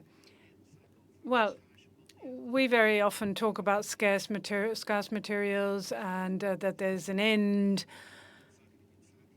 to materials and things like that. I've said this very often in speeches. The question is whether there are any scarce materials and raw materials in the world. It's a fable that Martians come down to Earth and steal everything from us. No. All these atoms and molecules that wherever on this planet are still here. A bit of helium escapes the planet every day, but most of it stays here in different places in other forms and very often mixed with other molecules and atoms, which we call waste. And then, yes, you would create scarcity. And that has everything to do with, and you quite rightly asked that question, has everything to do with how you develop and design your supply chain. And we are convinced that you can develop your supply chains and design chains in such a way that you can always reuse everything and you can close the loop. And we do this in our sector along with the World Business Council Sustainable Development. Jeff, our Corporate Sustainability Director here in the front row, is closely involved in this process. We make life cycle analyses, find out where the different products end up, and we have great examples such as the renewable carpets, but also what we do with the second generation biofuels. Agricultural waste is being reused in order to turn it into green energy. We've got endless examples like that. And can we make our entire company circular or in part circular in order to throw out as little as possible? Well, I don't know the answer to that question, but we do see a great many opportunities, and we continue to focus on that. Sometimes it's a matter of technology and obstacles, technological obstacles, and we need to develop technology. But in many cases, we succeeded. So at the end of the day, I would say that for the world, With 9 billion people, there are a great many opportunities. And with many of our customers, we see that they're very, very interested because they ultimately see the economic benefits of that. So we'll continue to focus on that. Thank you. Well, Thank you. Mr. Spanja, happy to see you again. Yes, 4 minutes. My name is Spanja. I obviously have a few questions about the 270 pages I read in the annual report. Really interesting. And let me start, obviously, by complimenting the employees and Mr. Siebesma. But we have a very special employee, Mr. Siebesma's wife, because she allows him to do everything possible for the company, for the world. And Mrs. Siebesma, thank you very much. Not here today, unfortunately. She sometimes is around, but I will certainly convey your compliments. Thank you. Now let's get to business. In 2018, unfortunately, you lost a court case under Patent 808 in the enlarged patent court, which led to 546,000 euros and damages. That were the court fees. And also you have been ordered to send a letter of apology within 10 days. Well, obviously that was very unfortunate, very unpleasant for you. My first question is why the supervisory board didn't act on this? Because the supervisory board is the corporate body that needs to supervise everything that happens within the board or in terms of patent cases. I haven't seen anything in terms of reporting. And what kind of reputation damage this case created? Because if patent number 808 is withdrawn by the Technical Board of Appeal, that's no fun, and it's very expensive. So I'd like to know how much reputation damage this has created and how much damages this letter of apologies has created. I want to know this to the cent. We live in a digital era, so I'm sure that you can find this information with one press on the button. That's question one. Then on page 2, column 1, fourth paragraph, lines 5 and 6, I quote the following. This allows us in the future to invest, for instance, in new nutritional facilities in Poland and India. However, the question is this. Poland and India are countries where the health and safety standards are not exactly as high as in the Netherlands, although we may question those in the Netherlands as well. So if nutrition products have been manufactured in either Poland or India, how will you safeguard the safety of the products and how will you avoid recalls? That's not mentioned in the annual report because recalls are very expensive. And I'll stick in my third question to the issue of the fourth column, fourth paragraph, line 8, and you say that materials kept focusing on higher growth segments with higher margins, and those in particular, however, we will also invest in the near future for improving the Dyneema production capacities. So where is this happening? In what countries? In which manufacturing sites? Are you strengthening your footprint in countries where you're already present? Are you moving towards new countries? What are you going to do with Dyneema? You said that because of Dyneema, you can increase technological margins. So with how much? And that concludes my 3 questions. I'll come back later because only 3 questions are allowed in one go. That is correct. They always tell me. Thank you for your questions. I'm always impressed with the level of detail you find in the annual report. Okay. Patent 808, I have no clue. Okay, do you have any disclosure on the company this concerns? Are we allowed to disclose this information? It's not exactly a private meeting, you see. So can we disclose the corporate entity? Yes, we can. Because I'm not quite sure we always do this. Yes, sometimes we may have issues with a company in Denmark making enzymes as we are, and sometimes we have patent disputes, both ways, because they are our competitor. You're already getting up? I'm jumping up. Am I messing up already? Says Mr. Fiebesma. Well, you see, we sometimes have patent disputes, and sometimes we win, and sometimes we don't win them. And then this is what may happen. And I can give you a long list of examples of successfully concluded proceedings. However, life doesn't always mean you win.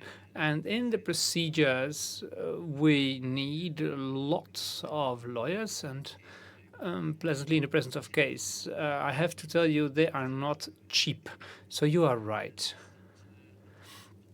So yes, it does result in expenses. So it's nicer when you invest and then you win. I agree with you there. And we didn't win this case, and then we lost the money. That's how it happens. Then nutritional facilities, production facilities in Poland and India. What about supervisory bodies? The supervision may be different than in Western European countries. True. But at the same time, people do live in India, and people in India do eat. They need food, even if the regulatory framework in India is different. And many such countries, we produce for the local markets to start with. And when we start exporting, you may think we take a risk. We don't think we do, because worldwide we have the same standards for all our production facilities wherever they may be in the world. That doesn't mean we never make mistakes as a company, because this is people at work, but we do have a system that applies very high standards of safety, very high standards of safety checks wherever in the world. And we think it's important to produce locally, and also economically speaking, this is wise. Also given the fact that some countries have import duties for non-locally produced products, and a topic that is getting more and more popular in today's world. Then Dyneema, Dimitri. Thank you for your questions, Mr. Spanier. I know you're a fan of Dyneema, so I'm happy with your questions, and I can give you the following comforting news. We will expand Dyneema here in Heerlen, 5 minutes on foot from here. We are setting up an additional UD train, and that will be up and running in H2 of this year. And the same is happening in Greenville, US, important for our global footprint. And it means that growth in Dyneema matches the demand. Then remains the question about the damages to our reputation. How can you quantify them? It's hard to quantify them, I think. It would be the reverse. If you look at the balance sheet over the years, I think we've won more than we've lost. But I'm not about other people's reputation. That would be a negative statement. I think our position in technology and patents is pretty solid. In the Netherlands, we tend to be the number 2 of patent applications actually upheld. And I think in Europe, we're in the range of the top 20 or top 40 of companies receiving patents. Our patent situation is solid and our reputation is fine. Let me use the opportunity to immediately live up to my Waka Waka promise and to share a Waka Waka with our chairman. Is that speed or not? Thank you very much. It's 3:45. We're still at the first questions under item 2. So if you have any very urgent questions, well, that looks like a very urgent question. Thank you, Mr. Chairman. I'm happy you saw it was urgent. My name is Com Cordion. I'm a retail shareholder. I would like to thank, following up Mr. Rout's and other statements, to compliment the entire team of employees of DSM for a fantastic year. And I think Mr. Siebesma understands which party should be thanked more, himself or his colleagues. Anyway, I have 3 very brief questions. Most questions I could imagine have been asked, but I have questions left about the hard copy of the annual report. About 3 weeks ago, I requested a copy, and yesterday afternoon, At about 2 o'clock, it landed on my doormat in Delft. I'm not sure there was any intention behind that. Maybe you don't want a second Mr. Spanje to arise. I hardly had an opportunity to consult the annual report, and I really hope it can be sent out earlier next year. And secondly, this means I had very little opportunity to study the annual report. And I had a second question that I don't have to raise because one of the slides showed the spread of sales. Thank you for sharing that information. I do have a last question. I could read nowhere about the spread of the plants of DSM all over the world. I would like to have that information even more because this returns to another question about wages.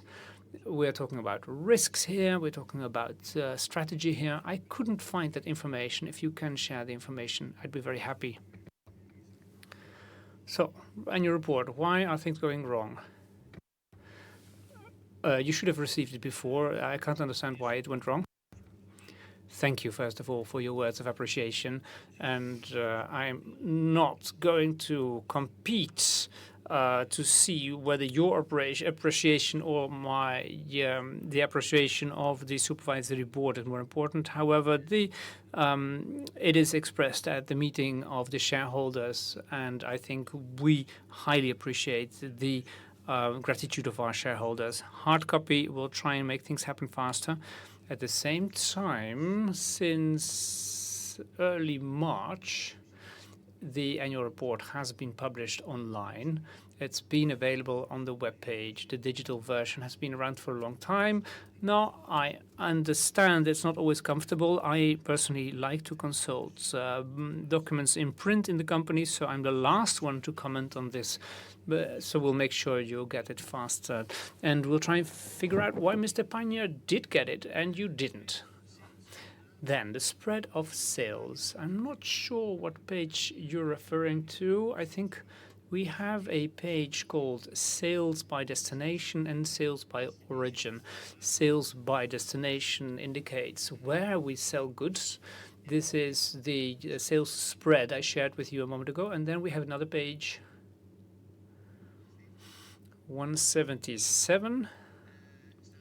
You find sales by origin, reflecting essentially the origin of goods sold. Now, this is reflected in euros, which means it reflects the sales that we generate from specific plants. It doesn't reflect the number of production facilities. We have another overview of the geographic spread of our plants, but I'm not sure it's contained in the annual report. But we update it from time to time, showing the plants as little dots worldwide. We have more than 200 production facilities worldwide, really spread all over the continents. Sales by origin gives a slight impression of the location of our factories, but we'll try and see whether you can get a more detailed overview. Thank you for the question. Thank you for the answer. Well, two more then.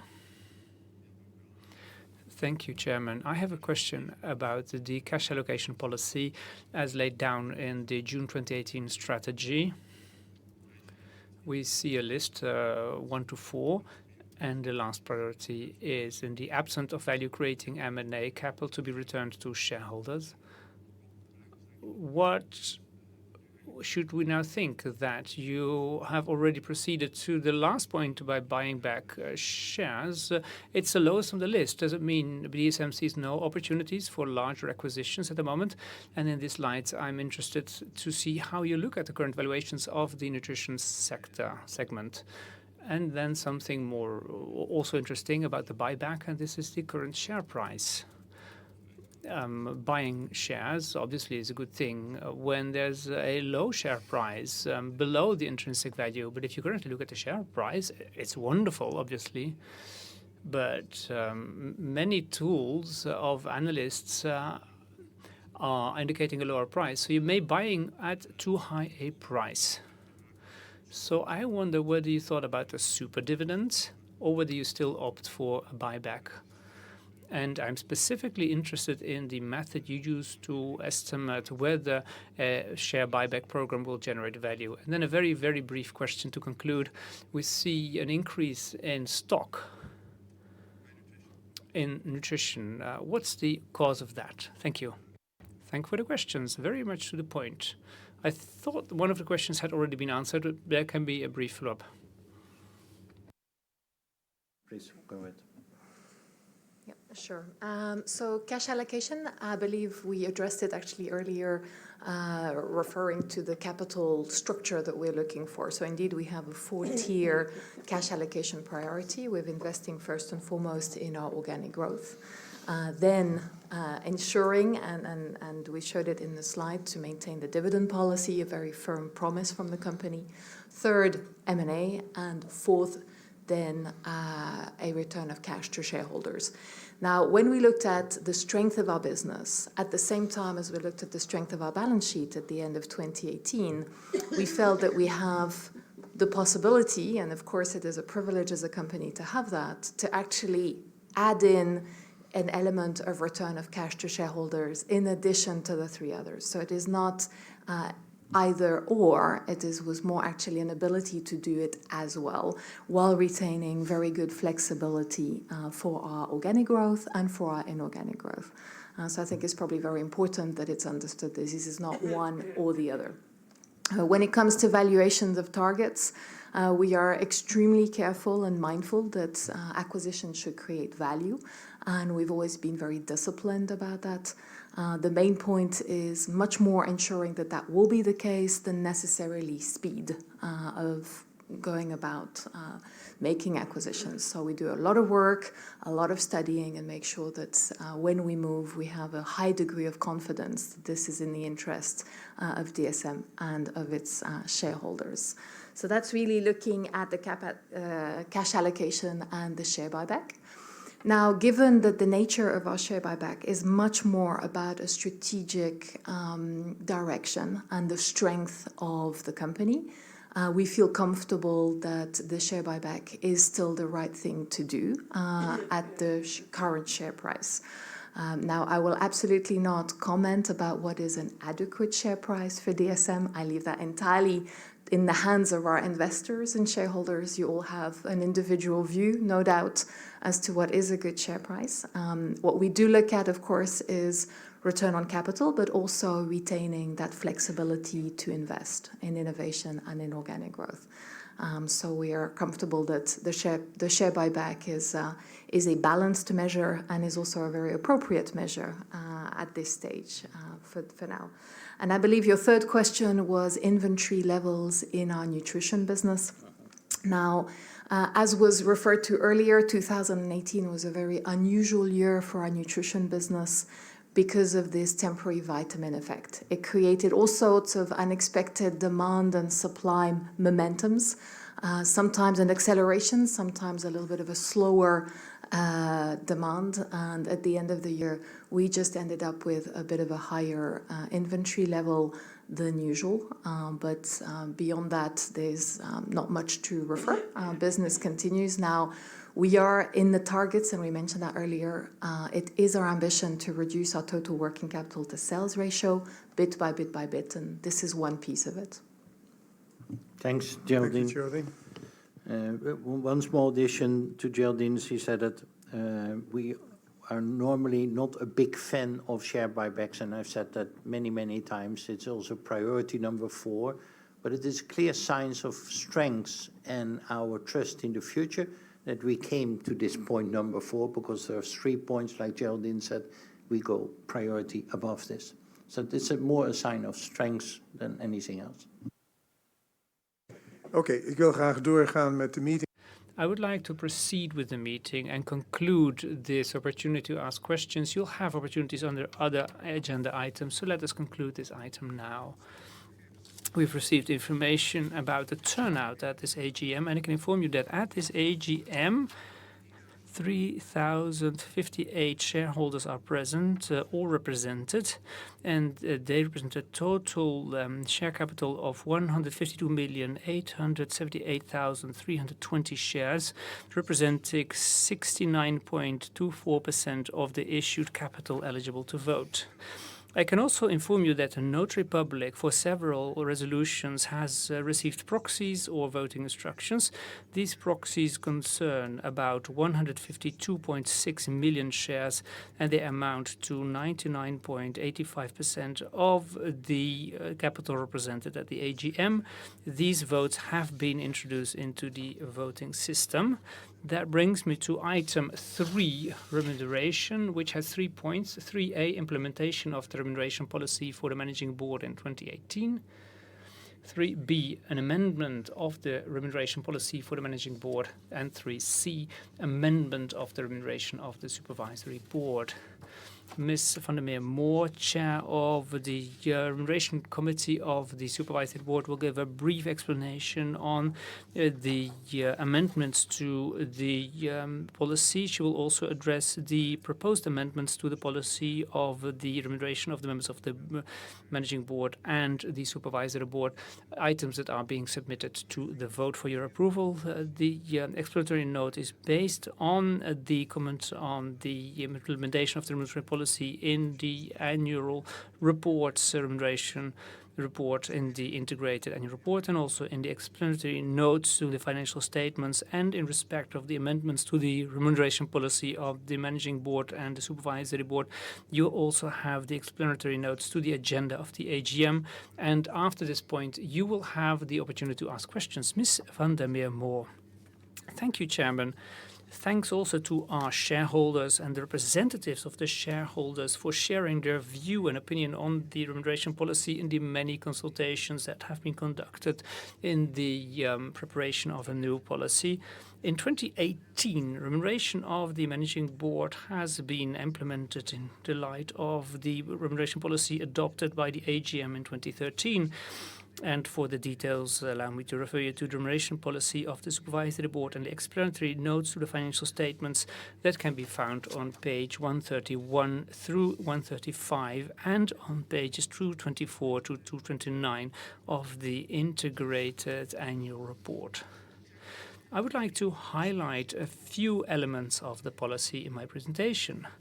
First of all, as for the base salary of the members of the Managing Board, I can tell you that the amount has been amended in July 2018 by 2.4% for the CEO and Chairman of the Managing Board and by 2.9% for the other members of the Managing Board, in line with the salary dynamics in the peer group of similar companies, but also in line with the salary dynamics of DSM executives in the Netherlands. Subsequently, in respect of the dynamics of the long and short-term variable remuneration of the Managing Board members, we determined that the targets set for them had all been achieved or overachieved, 2018 being an excellent year once again for the company, where the company performed well on all fronts. All members of the Managing Board substantially invest in DSM shares.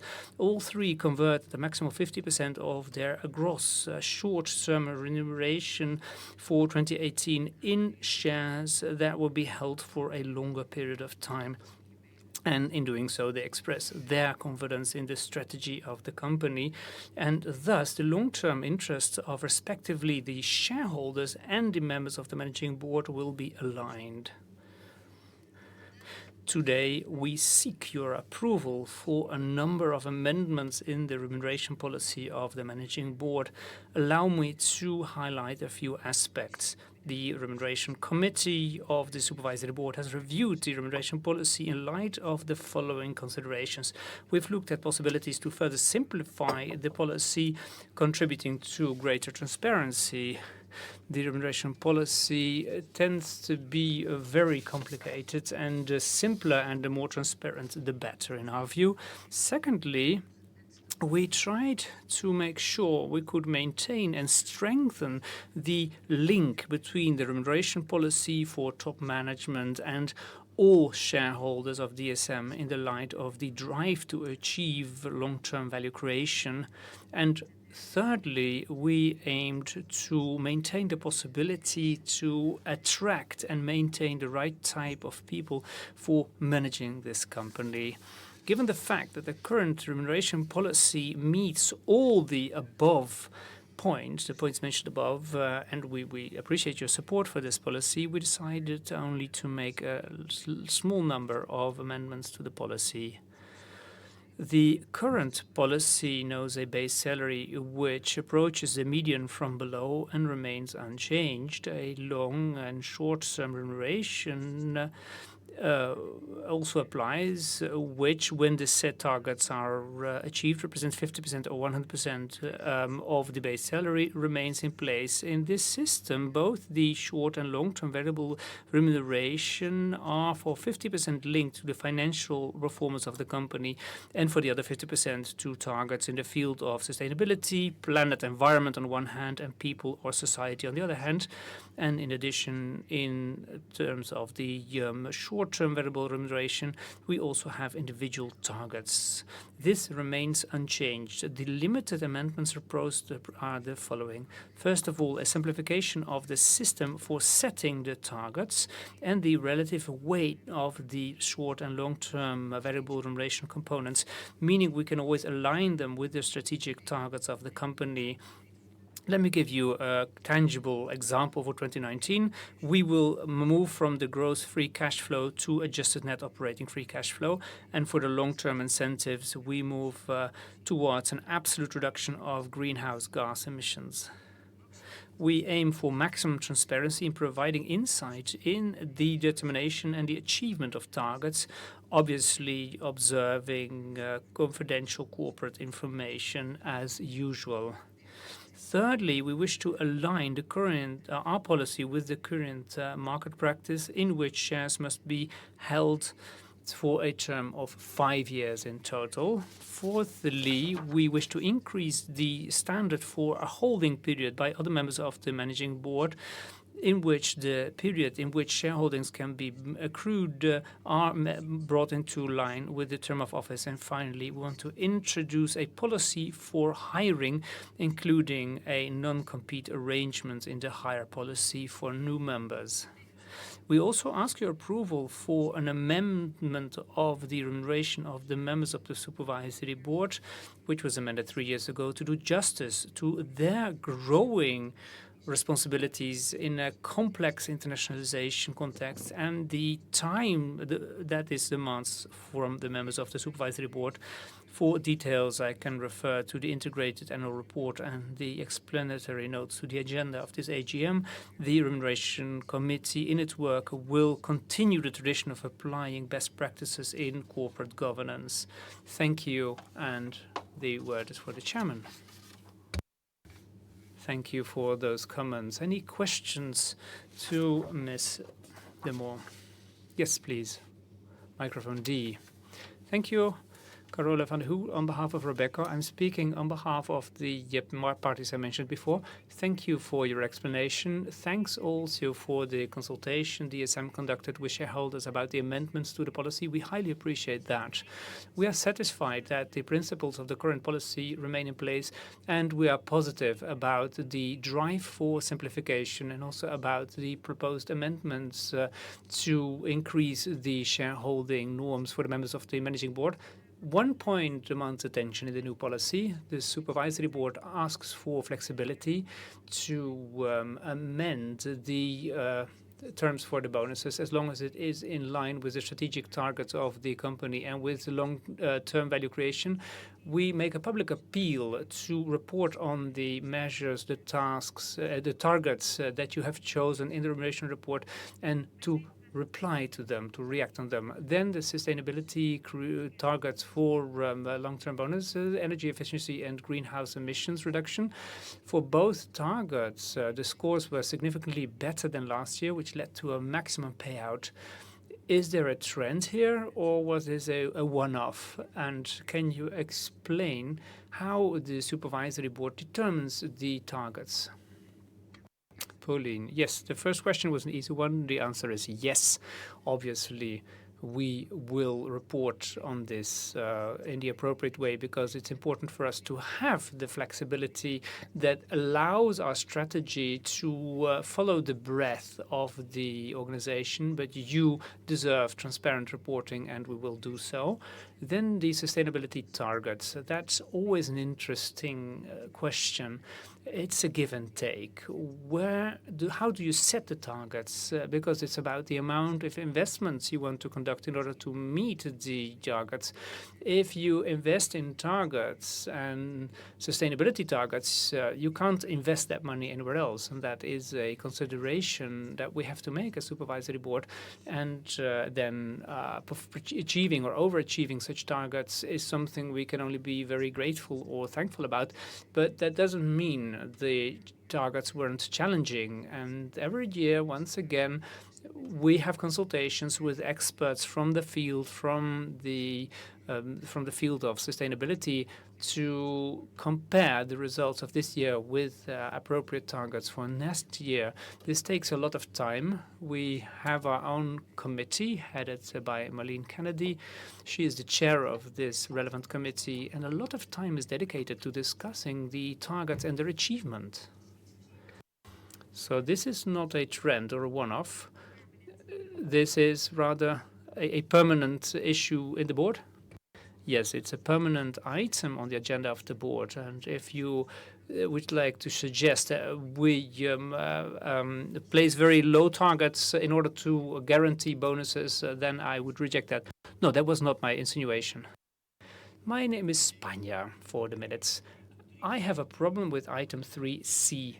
Why? Let me read it out. Chairman, why 23.6% needs to be granted as an increase, 20,000 euros to 105,000 euros, while Mr. Siebesma has a potential increase of 2.4% on page 24, column 1, second paragraph, line 6.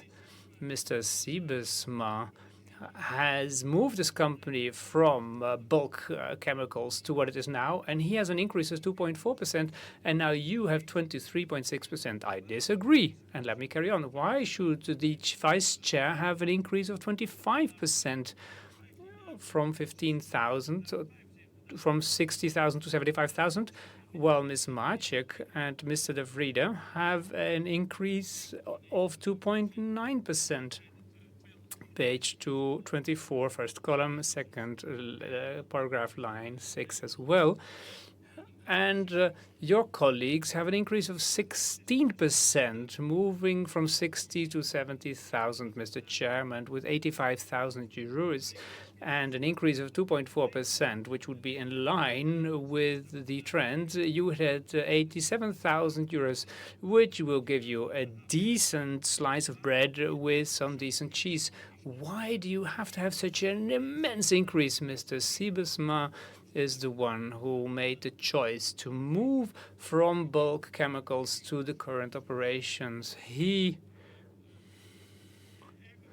had to use his force of conviction to achieve this. So he had to convince people to work in a more organic way, in a more green way. And now you want more money. No. Ladies and gentlemen, give yourself the same increase as Mr. Siebesma. This is way too much, because really, how do you think the HR manager of the company would feel if this would be approved? Mr. Rout, how do you think Lieke de Jong, who does the media communications and who will have a maximum increase of 2%, would feel? How do you think Dave Housing would feel? A person who serves the company so well and who has a maximum increase of 2%. This really is outrageous. You are simply on another planet. Mr. Rout, what do you think we shareholders, owners of the company, think when we talk to your employees? Your employees feel like second-rate citizens. People who are not worthy to work with DSM. Well, we can replace you, Mr. Rout, but the ladies and gentlemen who work in the factories cannot be replaced. We can replace you, no problem. And now international flights would be increased from 4 to 5,000. I don't know why. We have mobile phones. We can send apps, messages. We can communicate all over the place. And then you want to have an allowance of 12,500? This is too much. The increase of the managing board is fine with me, but this goes way too far. Very rarely I heard you speak with such flair. Let me start with the chair of the Remuneration Committee, Rob. This is a very awkward question for a chairman, so let me answer it on behalf of the chair. You may not appreciate that we're not talking about a salary increase. This is a change to the remuneration of the supervisory board. That doesn't happen annually. For the past 3 years, the amounts were not changed. We review the amounts every 3 years, and we then look at a peer group of companies and what they pay to their supervisory directors. We also look at the makeup of the supervisory board. Mr. Rout and myself are the only Dutch members. The DSM has become a very international company with a very international makeup of the supervisory board. We have people who have lots of opportunities to serve supervisory boards elsewhere in the world, and still they have chosen DSM. We're highly grateful for them joining DSM, but we can't expect them to fly all over the world to come to our board meetings for a remuneration way below what they could earn with other companies. And this is why the remuneration is reviewed every 3 years. We do this with an open conscience. We are not even on the median level of the peer group, the peer level that is always approved by the shareholders. We are still below the median level, so it may seem to be a significant increase, but actually in line in comparison with the peer group, it is a very modest increase. Thank you. I need to correct you here. You say you're below the median, but what is the median? Is it Rwanda's median? No, certainly not. For the supervisory board, we look at the Dutch AEX funds. Well, the peer group for the managing board is international, but for the supervisory directors, we decided to restrict ourselves to the Netherlands. So the median is even lower than the international peer group, which we could have used. We could have also compared ourselves with US companies. You would have run out of the room screaming then. Well, if you review it in 3 years again, it will be more than 7%. Mr. Siebesma, Mr. De Vreda, the CFO, the people who build up this company only have 2.5, maximum 2.9% salary increase, and you are giving yourself 7% per annum. I hope that in the committee you will make changes, because this is outrageous. You are making an appeal on the unions to call out a general strike. You are making an appeal upon us. You are creating problems, because how we can look in the eyes of the employees when we have a drink with them? I object. I understand you object, but let's not get personal. I'm not getting personal. It's a general statement. Mentioning your name was by accident. Well, maybe I can involve myself in this discussion as Mr. Fiebesma. Fine with me, but I think that the link with the committee chaired by Mrs. van der Moor is really inappropriate.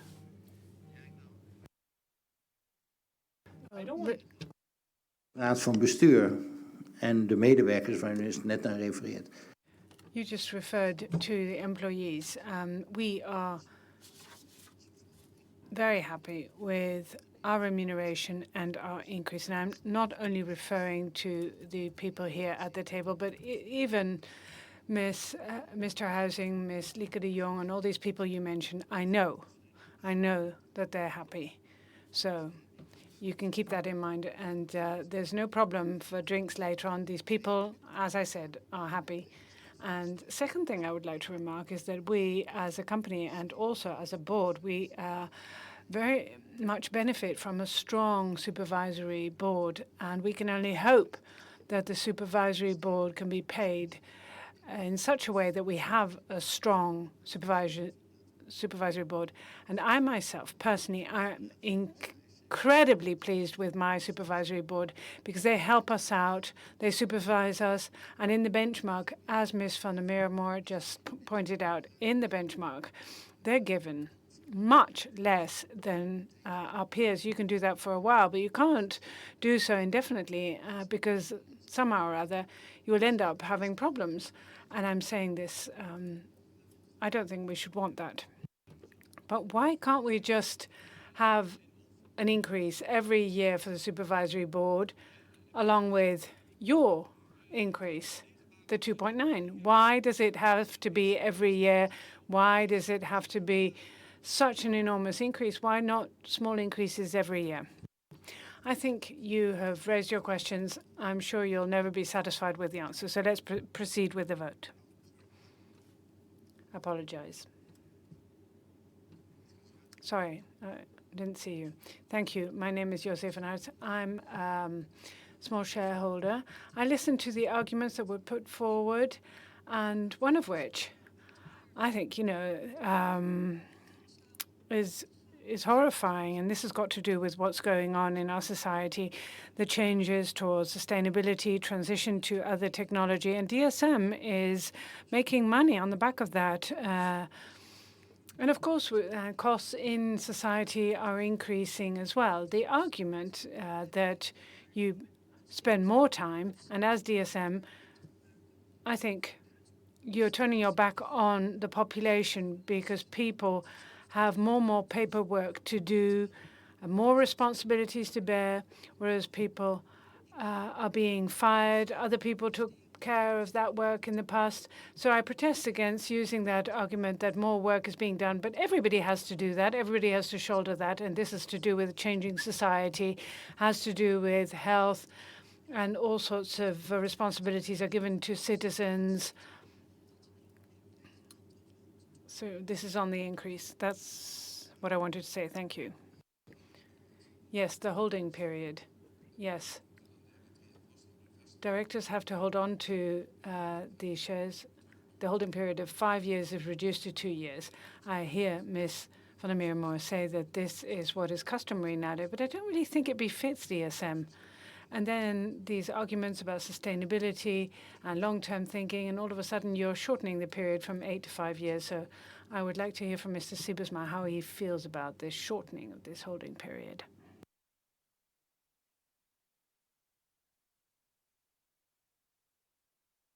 Well, it's going to be a long, long answer.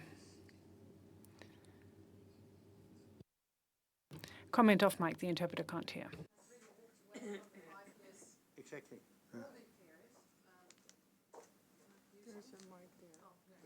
I don't think that DSM is really walking away from a 5 years holding period. I think the way that we have counted a 5-year holding period is very different to how the market does it. The market simply includes the 3 years vesting plus the 2 and gets to 5. I think we've been different in that we have in the past not included the vesting period in the counting. So we still get to 5, and we're now counting as everybody else does. And I think it does fit with DSM. It's still 5 years. And we also wanted to make sure that performance is also rewarded nearby when performance actually happens. So 8 years felt like a very long time if you include the vesting period. Ja, wat ik wou even zeggen, precies. I'm sorry, I was somewhat confused with your question, and by definition, I will just take it that you're right. So that's why I was looking. I'm glad Judith was able to add to the answer. As far as myself personally am concerned, and you can find this in the last 12, 13 annual reports since I've been CEO, I have purchased shares, saved shares, never sold one single share. And I can also reassure you, as long as I am CEO, I shall never, ever sell one single share. I can reassure you. Thank you, Feike. Can we now proceed to the vote? Thank you, Chair. Time to activate the handsets. So I would request you to insert your voting card with the gold-colored chip pointing upwards and then insert it in the handset, and you'll see a welcome message appearing in the display. Should that not be the case, I would request you to raise your hand so that we can help you out. I'm looking around to see whether Everything is sorted. I don't see any raised hands, so there are no problems with the handsets. Great. You will also see on the screen that you have 3 options in the vote. As always, you will choose between numbers 1, 2, or 3. If you want to vote in favor, press 1, against 2, and if you wish to abstain from voting, please press 3. And you'll see your choice appearing in the display. You can always change that as long as the vote is open and your last choice will apply. I shall inform the meeting that every share entitles you to cast 1 vote, and you'll see the results, the votes in favor, against, and abstentions, because abstentions, according to the Articles of Association, are non-cast votes. You'll only see percentages for the votes in favor and against. So now we can proceed to vote on agenda points 3B and 3C. Well, I just explained what the numbers 1, 2, and 3 stand for. I'm not going to repeat that. So now we can proceed to vote on item 3B of the agenda.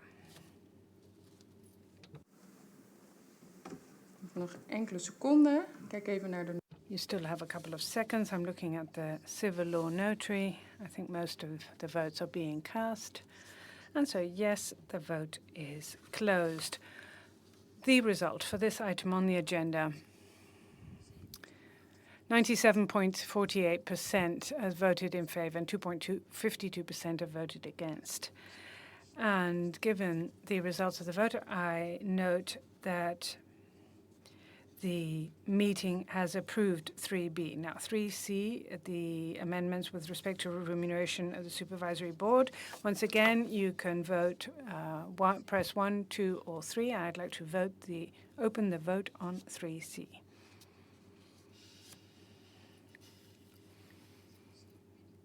I see that the votes are being cast. I'll give you a couple of seconds.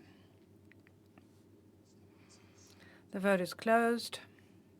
We'll just wait for the results. 98.45% have been cast in favor and 1.55 against.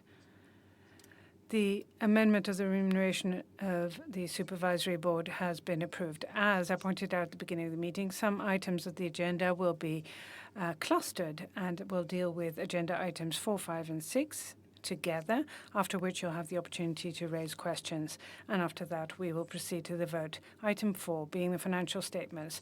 The financial statements are submitted to the general meeting for them to be adopted. The financial statements 2018 have been approved by the Supervisory Board on March 7, 2019. You'll find the financial statements and other details from page 158 onwards in the annual report. The financial statements 2018 have been audited by the auditor, and the auditor's opinion has been included on pages 230 through 234. Now I'd like to invite our auditor, Mr. Versten, to give a brief presentation on the audit work of Kpmg. Should you, after that, have any questions with respect to the financial statement or the audit, you can always ask them later on.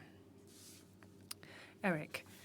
Yes, Chairman, thank you very much. My name is Eric Versten. I'm the Kpmg auditor, and I'm in charge of auditing the financial statements. We've been in charge of the audit since 2015. I'd like to briefly present our auditor's opinion, and our presentation will follow the order of the opinion. We have audited the single and consolidated financial statements of DSM, and for the first time, as one of you said, we issued an opinion of reasonable assurance with the sustainability information. In the past, it was limited assurance. So it used to be limited, now it's a reasonable assurance. And by the way, a reasonable assurance is the highest degree of assurance that an auditor can issue. So that's as high as you can get. And another point I wanted to make in this context is that a company cannot ask an auditor to issue an opinion with a reasonable assurance.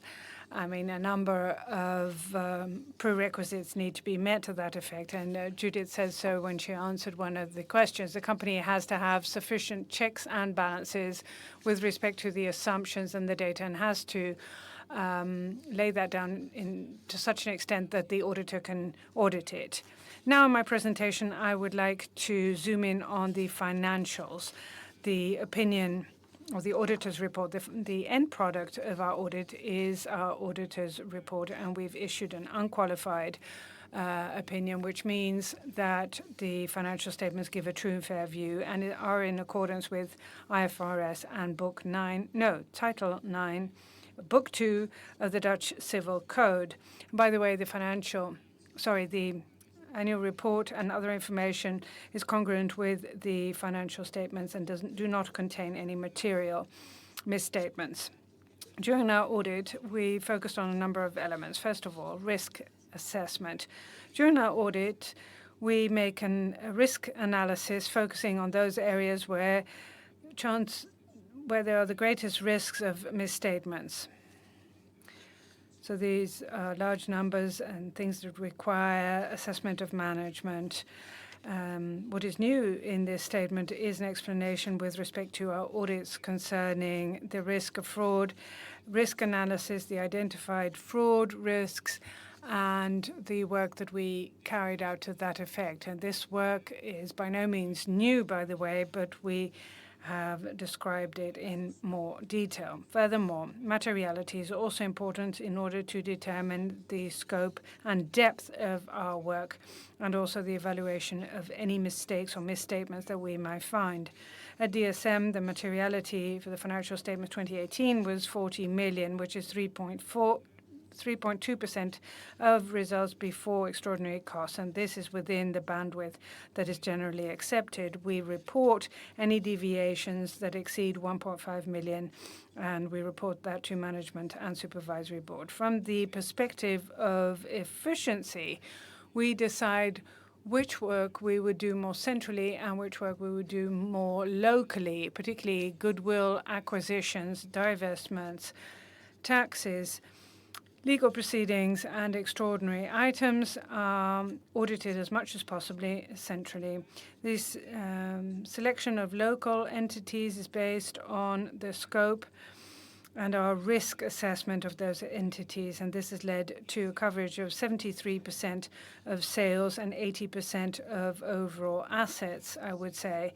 And for 2017, that was more or less the same. The remaining 27% of sales consists of a large number of small entities, and in general these entities are smaller than 2% of the total of DSM. And these entities, by the way, we analyze the figures, and if there's any reason to do so, we conduct additional audits. In a number of countries that we've selected to that effect, the local Kpmg auditors carry out work in order to audit for the benefit of the group audit. For most countries, we carry out mandatory statutory audits carried out in part by Kpmg auditors and also in part by other audit firms. And the foreign auditors that report back to us follow strict instructions, and we assess their impartiality and competencies, and we've in touch with them constantly, and we also assess their reports and files. Important foreign DSM organizations and auditors are periodically visited by us. In 2018, the countries that we mentioned in our report were visited: organization in the US, Switzerland, China, Brazil, and the Shared Service Center in India. In complex matters, we will involve our internal specialists, and these would be specialists in the field of assessments, IT, taxes, and pensions. And last but not least, the core elements of our audit. We spend the entire year on our audit, and we periodically speak to the CFO, Geraldine Matchett, and CEO, Feike Siebersma, and we also are in touch with John Ramsey, the chairman of the Audit Committee. We attended all Audit Committee meetings, and one time we attended the Supervisory Board meeting. Our findings have been laid down in our report or our management letter and our auditor's report, and we've sent it to the Supervisory Board and management. With respect to the core issues, we've issued a detailed report. All these items have been included in the report, in the opinion, given their financial importance, complexity, and the assessments involved. judgments involved. Goodwill and valuation of goodwill, just as last year, was a key audit matter given the magnitude and the estimates that require. We feel that these estimates are within the bandwidth that we find acceptable, which is what we said in our opinion. A new key audit matter is the sale of DSP, and this has been included given the magnitude of this transaction and the financial significance thereof in the financial statements. What we have not included is evaluation of the participating interest in Poet DSM and the divestment of Kpmg. This concludes my presentation. Thank you very much for your attention, and of course I'll be happy to answer any question you may have. Thank you, Mr. Wooster. After agenda item 6, you will have the opportunity to raise questions, and we shall now proceed to agenda items 5A and B, the reserve policy and dividend policy, 5B, adoption of the dividend for ordinary shares 2018. The reserve policy 5A is unaltered with respect to last year and is connected to the dividend policy. The dividend that DSM pays to its shareholders is dependent upon the circumstances and the conditions in which the company is, the financial performance of the company, and other relevant factors. DSM aims for a stable and preferentially an increasing dividend. Mr. Siebesma already pointed that out. The Management Board, with the approval of the Supervisory Board, may propose that dividend be paid out both in cash and in ordinary shares, DSM optional to the shareholder. Item 5B is the determination of dividend for 2018. The financial statements show that 2018 a net profit was achieved of 1,077,000,000 euros, and pursuant to the Articles of Association, the Management Board, with the approval of the Supervisory Board, will determine which part the profit will be reserved. For the year 2018, the amount is 665 million. That is the amount that's being reserved. The remaining profit will first be paid out as a dividend on the cumulative preference shares A, and this payout amounts to 8 million. And the remaining part of the profit is then available to the general meeting. With the approval of the Supervisory Board, the Managing Board will propose to the General Meeting to pay out for 2018 an amount of €2.30 per ordinary share by way of dividend. Keeping in mind the interim dividend paid out in August 2018 amounting to 0.77 per ordinary share, the final dividend amounts to €1.53 per ordinary share. Optional to the shareholder, the closing dividend, the final dividend in cash or in ordinary shares shall be made available by DSM. This year, once again, a maximum of 40% of the total dividend will be paid out in the form of shares. This in order to prevent any additional taxes for DSM should shareholders together indicate that they wish to receive more than 40% of total dividend in shares. The shareholders shall receive the shares proportionally, and the rest in cash. In the explanatory note to the agenda, you'll find further information with respect to the dividend. The dividend payout will be available as from June 3rd, 2019. And then item 6, the discharge of responsibilities of members of the Managing Board and Supervisory Board. You can individually cast your vote with respect to the discharge of liability of the members of the Managing Board and Supervisory Board. This concerns the discharge concerning any information reflected in the financial statements or otherwise notified to the general meeting before the financial statements are adopted. So now I'd like to give the shareholders the opportunity to ask questions or make comments concerning item 4, 5, and 6. Depending on the substance of your question, I shall indicate who can best answer your questions. Who would like to kick off? Is that microphone A? Ah, no, it's someone who's leaving. Mr. Spanier, please. Chairman, could I also ask a question with respect to the auditor's presentation, because that's not on the agenda. It's not item 4, 5, or 6, which is why I'm asking. I would like to hear from the auditor, because you have quite a patent portfolio. Did you involve a patent expert to assess that or to evaluate that? Because patents are worth less every year. And how did you assess that? Patent 808, as you know, and of course I know which company is involved here, but that company suffered damages. Didn't the auditor see this coming? And what did he say about that in his management letter?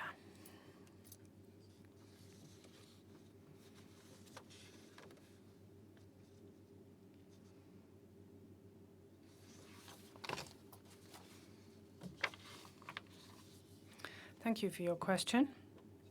Pleasure. Patents, first of all, are not valuated in general.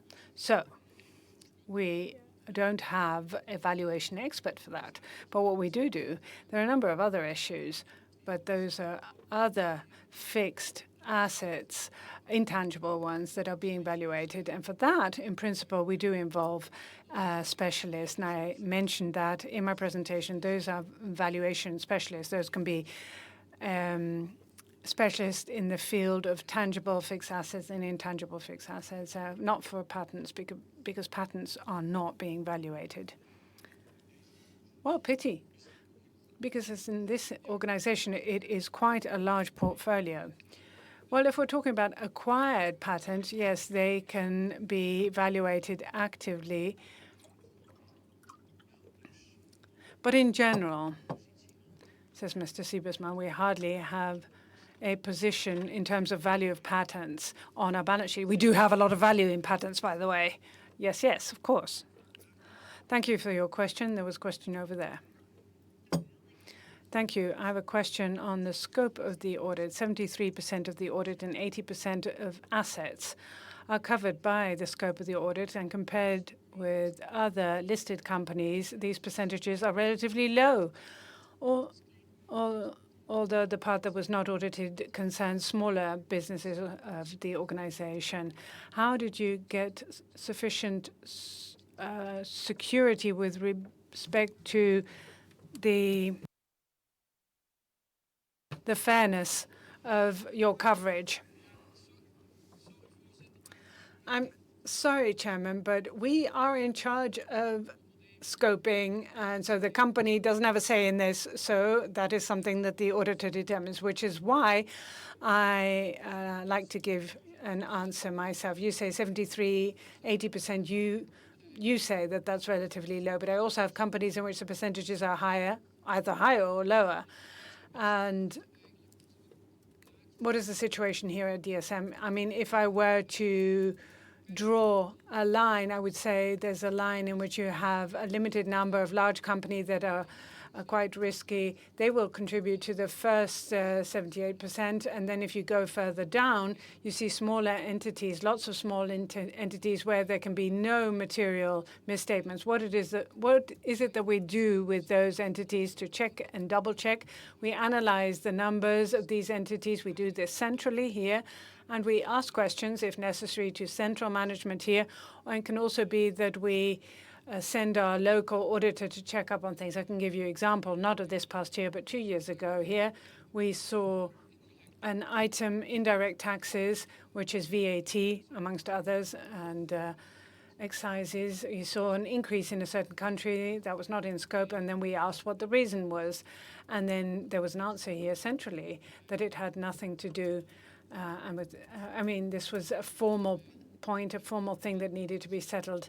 But we do see what happens in the entities, and our opinion covers the entirety of the business. It doesn't mean that if we fully audit 78%, that we or I have no responsibility whatsoever for the rest. No, of course, everything is covered by our responsibility, and the risk of a material misstatement in this case is negligible. But once again, I also have companies in which the scope is higher or lower. So it depends on the type of company. Thank you. Okay, so you're happy with the answer. For those of you who have your doubts about the impartiality of the auditor, there you go.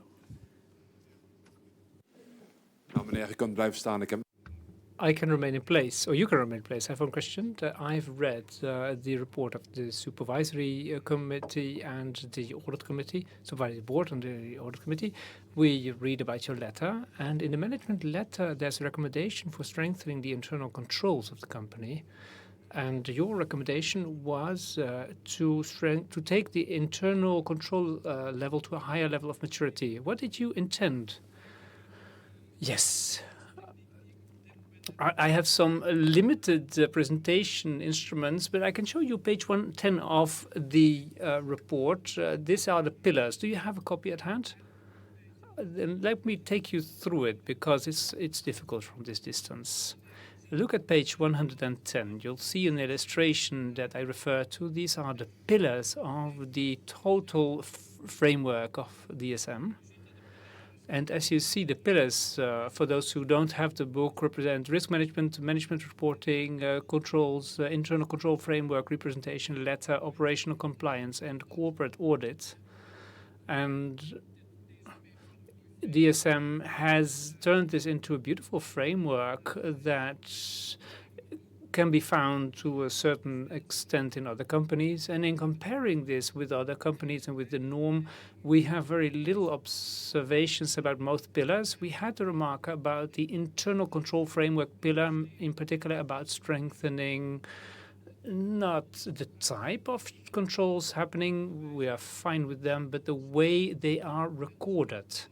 And it's important for management and for us as auditors for these outcomes to be verifiable. It's not under par, but we would like to turn an average score into a top score. So this is a recommendation, but not to the extent it would amount to an insufficient score. And as we said in our comments, there are no material findings. We simply would like to raise the bar all the time. Thank you very much. One other question. This is about the paragraph about what still went wrong in 2018.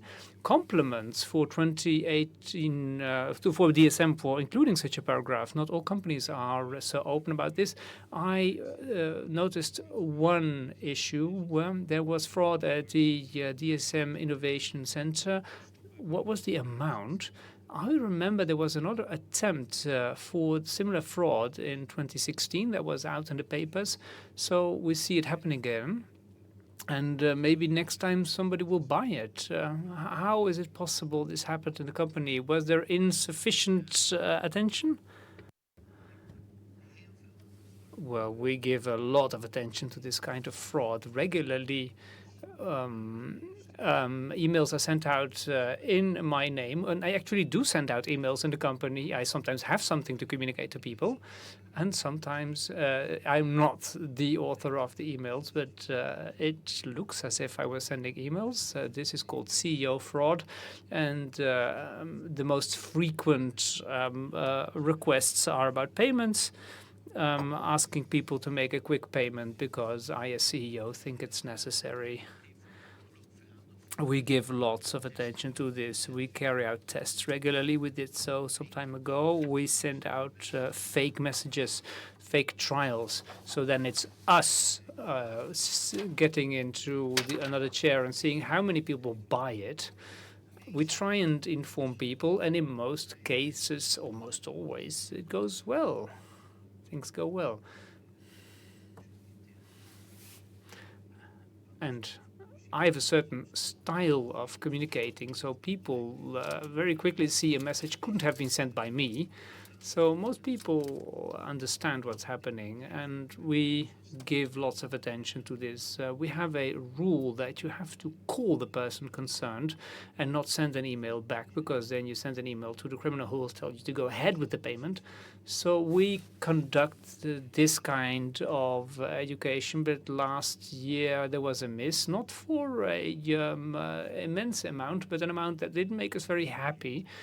And the money is immediately gone. It's moved, it's funneled on, and you can't retrace it.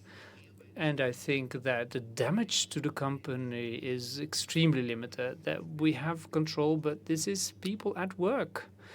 And any employee can be exposed to this. Anything to add?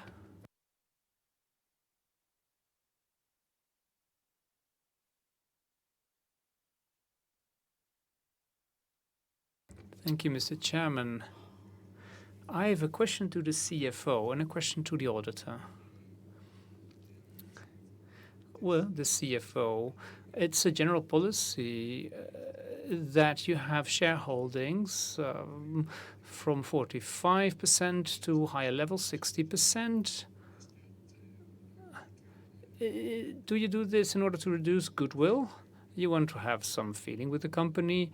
You want to see what Johnson & Johnson is doing, for instance, but doesn't that lead to too much goodwill on the balance sheet?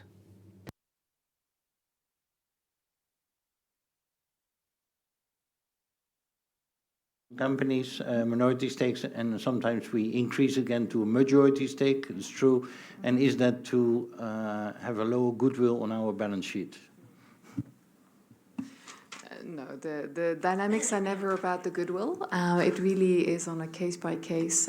We have very different reasons to invest in a company. So in some cases, we go for an investment of even below 20%. In fact, we have a lot of venturing investments which are very related to our innovation. And it was referred to earlier by someone that sometimes that's the best way to get access to new developments in science and technologies, is to actually make a relatively small equity investment in order to know what's going on and to contribute in our own way. So to every investment, there's always a very different picture, but it's not guided by goodwill or no goodwill.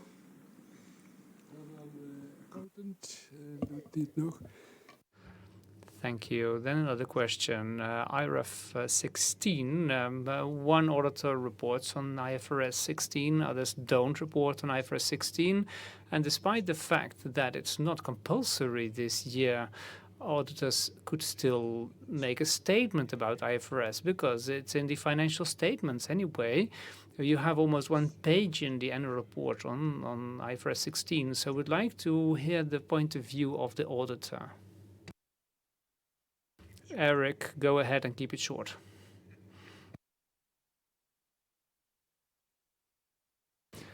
Thank you, Mr. Stevenson. Thanks for the answer. Indeed, some auditors in their statements address IFRS 16, the new standard. Some don't. IFRS 16 is about activating leases and rental on the balance sheet, and DSM applies this starting January 1, 2019, the current year. In 2018, it made it to the explanatory note, and it's a whole page seeing that the assets have increased by 200-something million. We incidentally have spent a lot of time on this, working together with DSM. DSM started, we checked it because the amount is material. However, our conclusion wasn't that it should be included in the auditor's statement because the level of subjectivity and the level of judgment involved was limited. This is about gathering the number of contracts, assessing the lease obligations. But we have worked on this, but we didn't choose to include it in our auditor statement because I couldn't add statements as a critical note.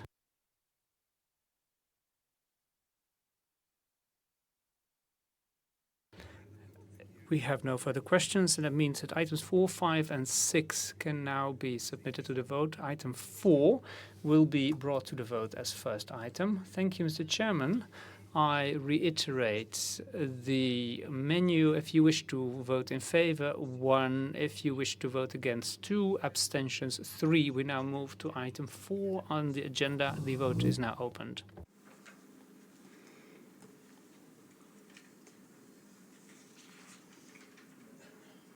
Nou, en nog een aantal seconden om uw stem uit te brengen. De meesten hebben dat al. A few more seconds to cast your vote. Kunnen we de stemming sluiten? We now close the vote. And we see that 99.49% of the votes have been cast in favor and 0.51% against. The AGM has therefore adopted the financial statements 2018. Then 5B, the adoption of the dividend for 2018. Yes, it's on the screen. You know the procedure. I now open the vote.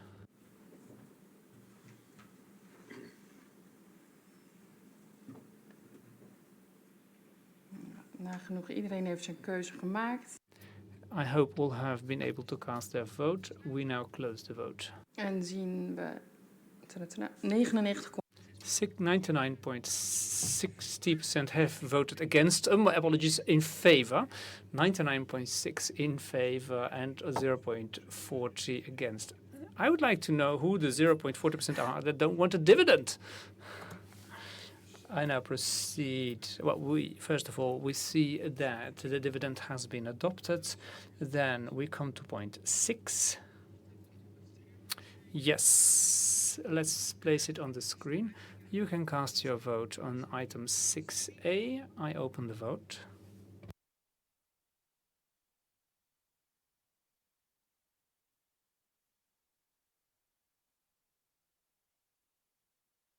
A few more seconds for the last votes coming in.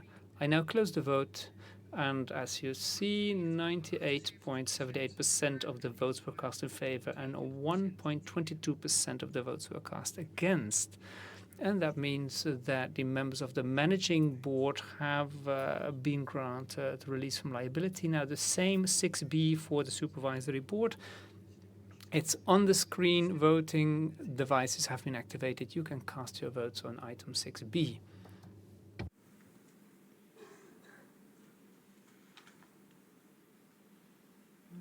Enkeling heeft nog geen keuze gemaakt. We sluiten nu de stemming. We now close the vote.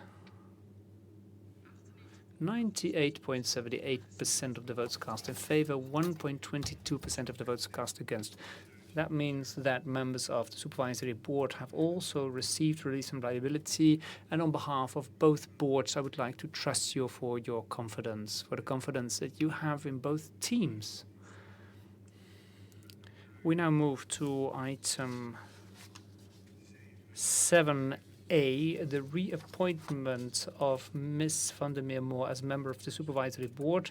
According to the rotation scheme, she can step down next year.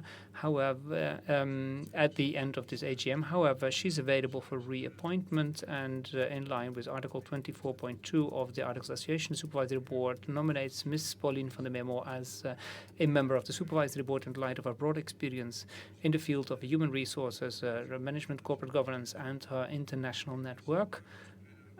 She has a very broad experience as a supervisory director, as she has shown in her previous terms of office as supervisory director and more recently as vice chair of the supervisory board. With Mr. van der Meer-Moore nominations, the supervisory board also keeps its profile in terms of corporate governance, people management, compliance, and legal affairs. Ms. van der Meer-Moore is an independent supervisory director in the sense of the Dutch Corporate Governance Code, Article 1.4 of the regulations of the supervisory board.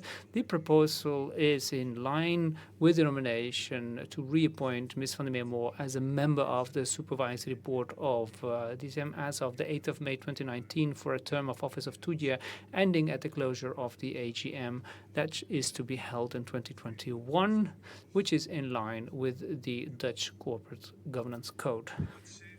Under item 7B on the agenda, we find the appointment of Ms. Mann as member of the Supervisory Board. The Supervisory Board proposes to appoint Ms. Mann as a member of the Supervisory Board. The nomination is done in light of her long experience in the field of infant nutrition, CPG, FMCG, and pharma in science-based businesses, and also in the light of her international experience, including her experience in emerging markets.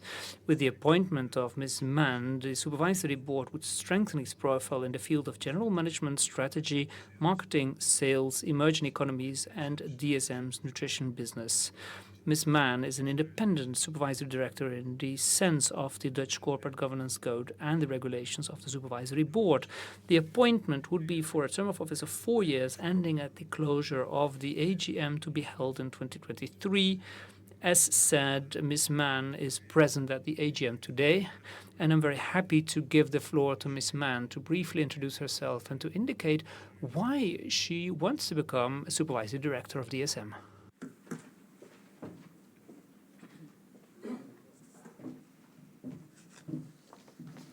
Well, goedemiddag, I should say.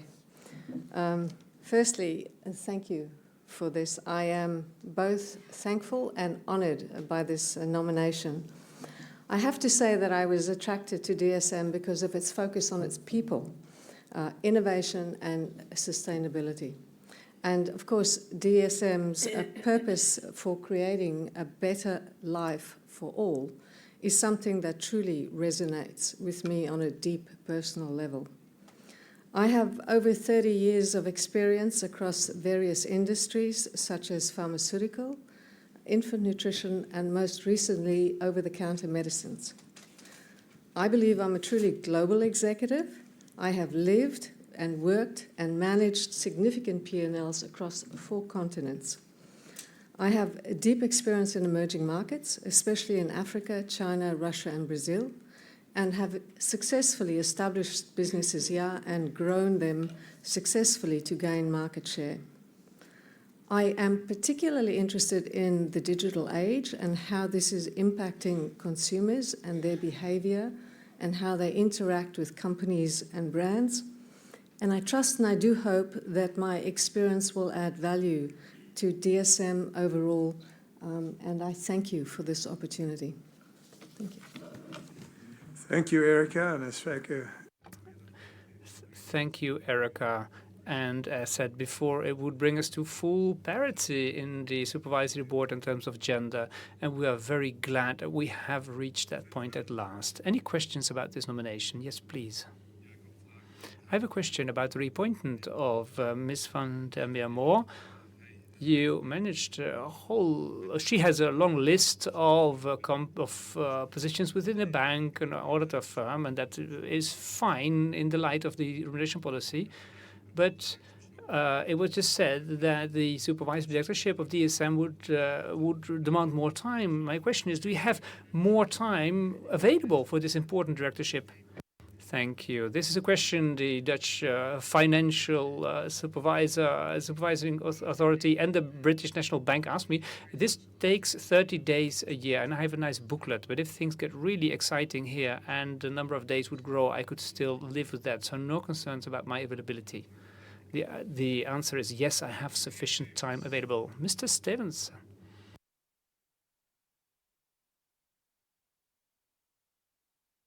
Thank you, Mr. Chairman. That was a question on my list as well. I also would like to know whether Ms. van der Meer-Moor would sign up for 2 more years as supervisory director. Maybe she can expand on that. And then there's a question about the rotation program. With the appointment of Ms. van der Meer-Moor for 2 other years, things get worse even. Next year, 4 members will step down. The following year, 3 will be stepping down. We think that's not in the best interests of continuity. If 4 members step down next year, that's 50% of the supervisory board. A good question.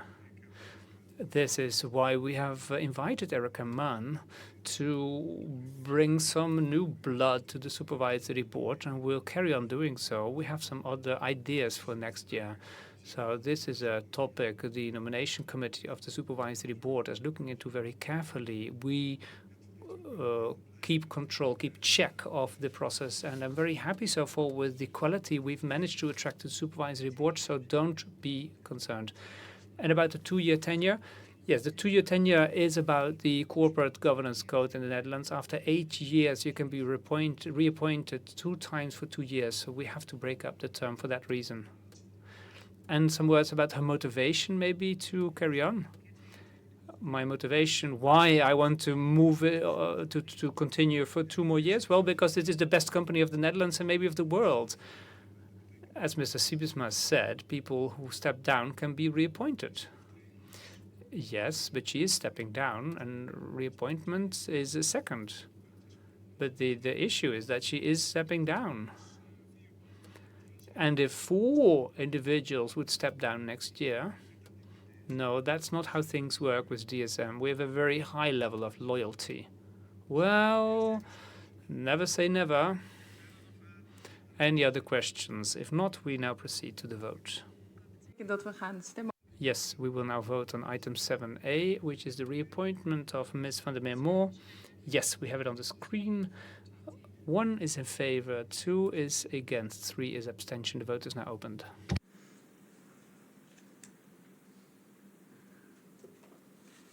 Een paar seconden voor de laatste.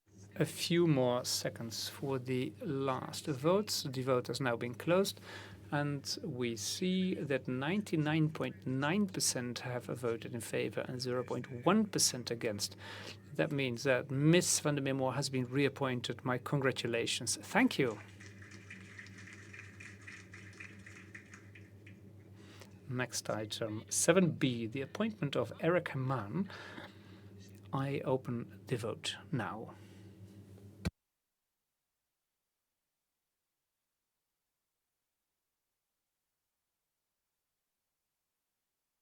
A few seconds for the last voters.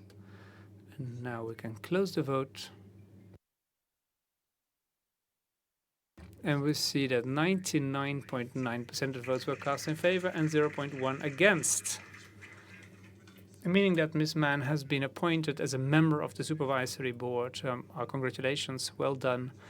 And based on her joining the board today, we see a big promise for the future materializing. Anything? No.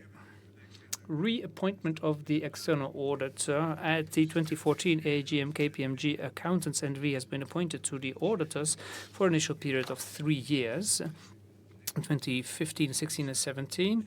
At the AGM of 2017 and 18, Kpmg Accountants NV has been reappointed for the financial years 2018 and 2019.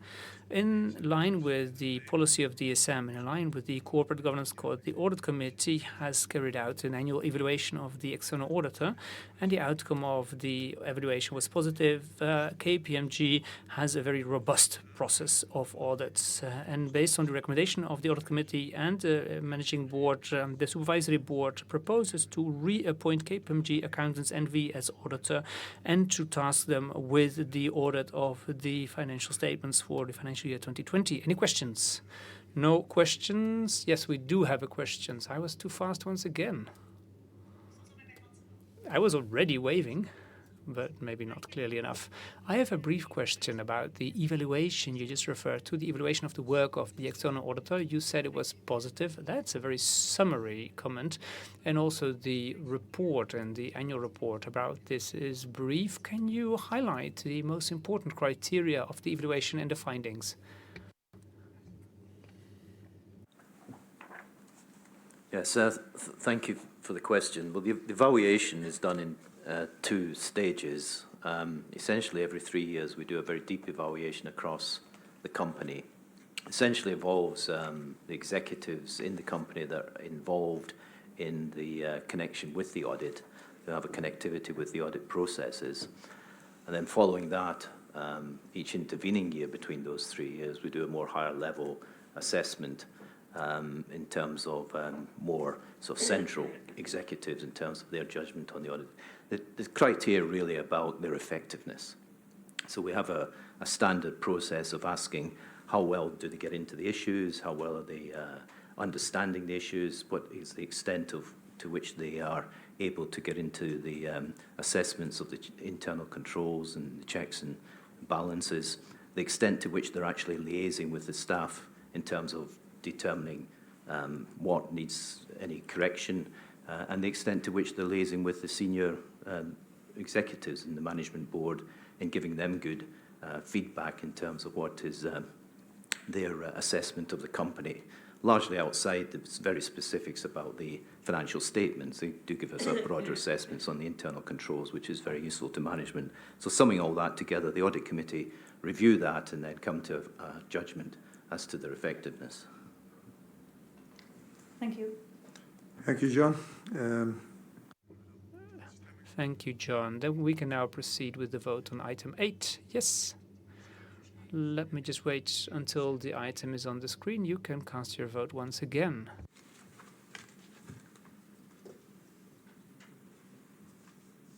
De meesten hebben al gestemd. De laatste volgt. The most have cast their votes. We have some last voters. And I now close the vote, and we see that 99.76% of the votes have been cast in favor, 0.24% against, meaning the AGM has approved the reappointment of the external auditor. Then we have 5 last remaining points of a more technical nature. These are the next item on the agenda, 9A, the authorization of the managing board to issue up to 10% of ordinary shares, up to a maximum of 10% in regular shares, and to exclude preemptive rights, and the authorization of the managing board to issue an additional 10% in ordinary shares in connection with a rights issue. Under 10, we have the authorization of the managing board to have the company repurchase shares, and 11, we have a reduction of the issued capital by cancelling shares. In the explanatory note to the agenda, you see further information about these items on the agenda. You now have an opportunity to ask questions about these issues. Yes, please. Mr. Spanja. Mr. Chairman, if I look at 9B, the designation of the managing board as the body authorized to issue 10%, that means you don't exclude preemptive rights. So if you have a rights issue, you have an extraordinary AGM or EGM? Not necessarily. We don't have to have an EGM. If we want to do a rights issue where we don't need an EGM, that's different than issuing ordinary shares. And this is the reason we have separated the two issues. We have, first of all, issuing ordinary shares, 9A, and then under 9B, you have a rights issue, which has a different procedure. And indeed, we are not asking for the preemptive rights, which complicates matters for the company. But our notary is telling me I should add something. Yes, please go ahead.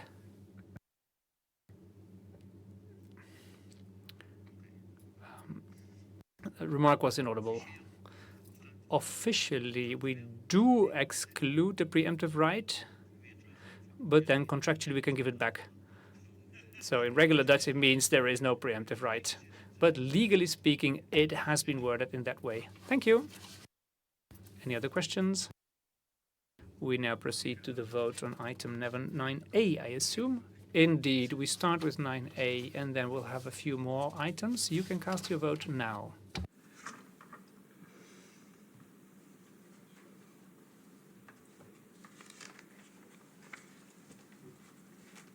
Nog heel even de tijd. A few more seconds. I now close the vote. Voor dit agendapunt. For this item, 86.32% of the votes were cast in favor and 13.68% against.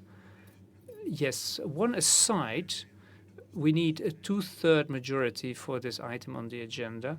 And I think we have reached the 2/3 threshold. So I conclude that the AGM has given the authorization to the managing board to issue up to 10% ordinary shares and to exclude preemptive rights in line with the proposal. 9B. That's correct. The same applies to the next item. Unless less than half of the issued share capital would be represented, but that is the case. So we are on solid ground here. We need an ordinary majority. 9B, you can cast your vote now.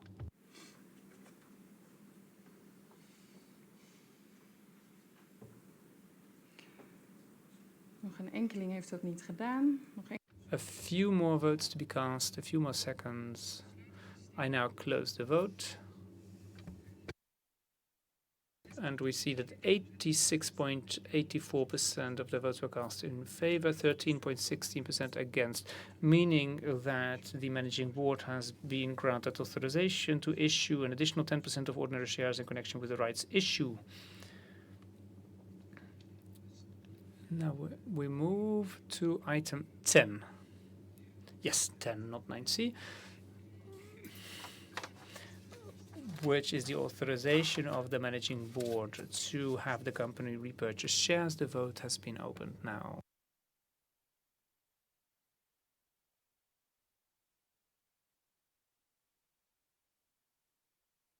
You can still cast your vote.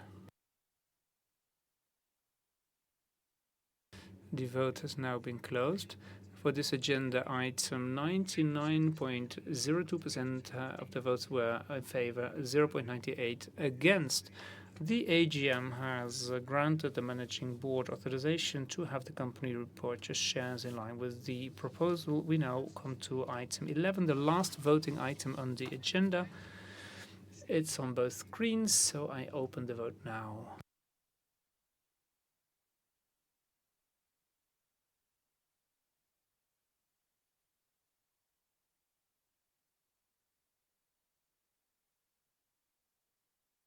We will close the vote in a moment. 99.16% of the votes cast in favor, 0.84% against. I conclude that the AGM has created the possibility to reduce the issued capital by cancelling shares. That brings me to item 12, any other business. Who would like to take the floor? Yes, please. Thank you, Mr. Chairman. Mr. Sijbesma, since 2000, you've been in the board of this company. Since 2007, you're the CEO. And according to my information, you're almost 60 years old. And let me first say that we're not dissatisfied. On the contrary, things are going wonderful, but the succession discussion will arise sooner or later. You're not available for reappointment because you are still a member of the board from before the rotation system. So what is your outlook? For how many years would you like to be CEO? And then another question. Another question to the supervisory board. How much time are you spending on succession? Cyber, please answer this question, but let me start. Succession is one of the most important issues on the agenda of the supervisory board.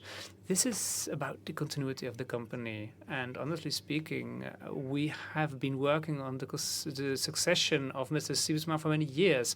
This is not a matter that will arise 3 months before he will leave us. This is an item that is on the agenda of the nomination committee permanently.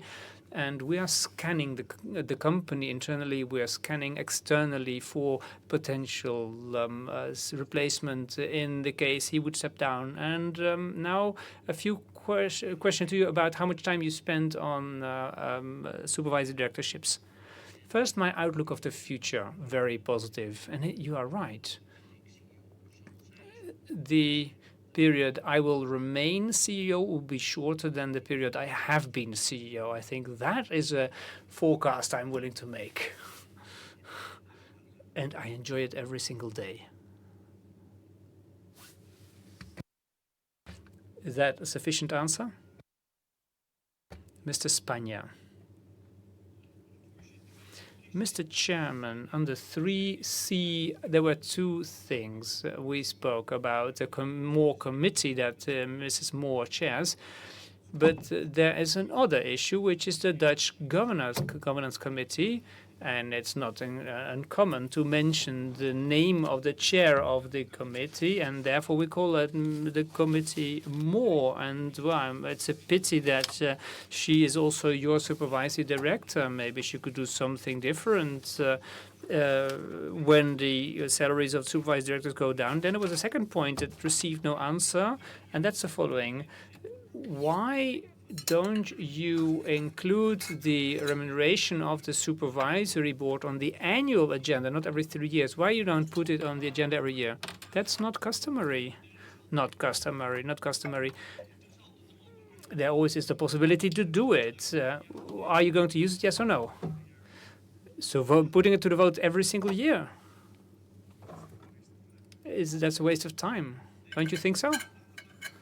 No, because then every year we will have a lower amount, because then it will be 2.4% annually, and some companies allow this instead of the ridiculously high percentages that we have now. Thank you for the input. We won't do this. Any other questions? Mr. Stevens?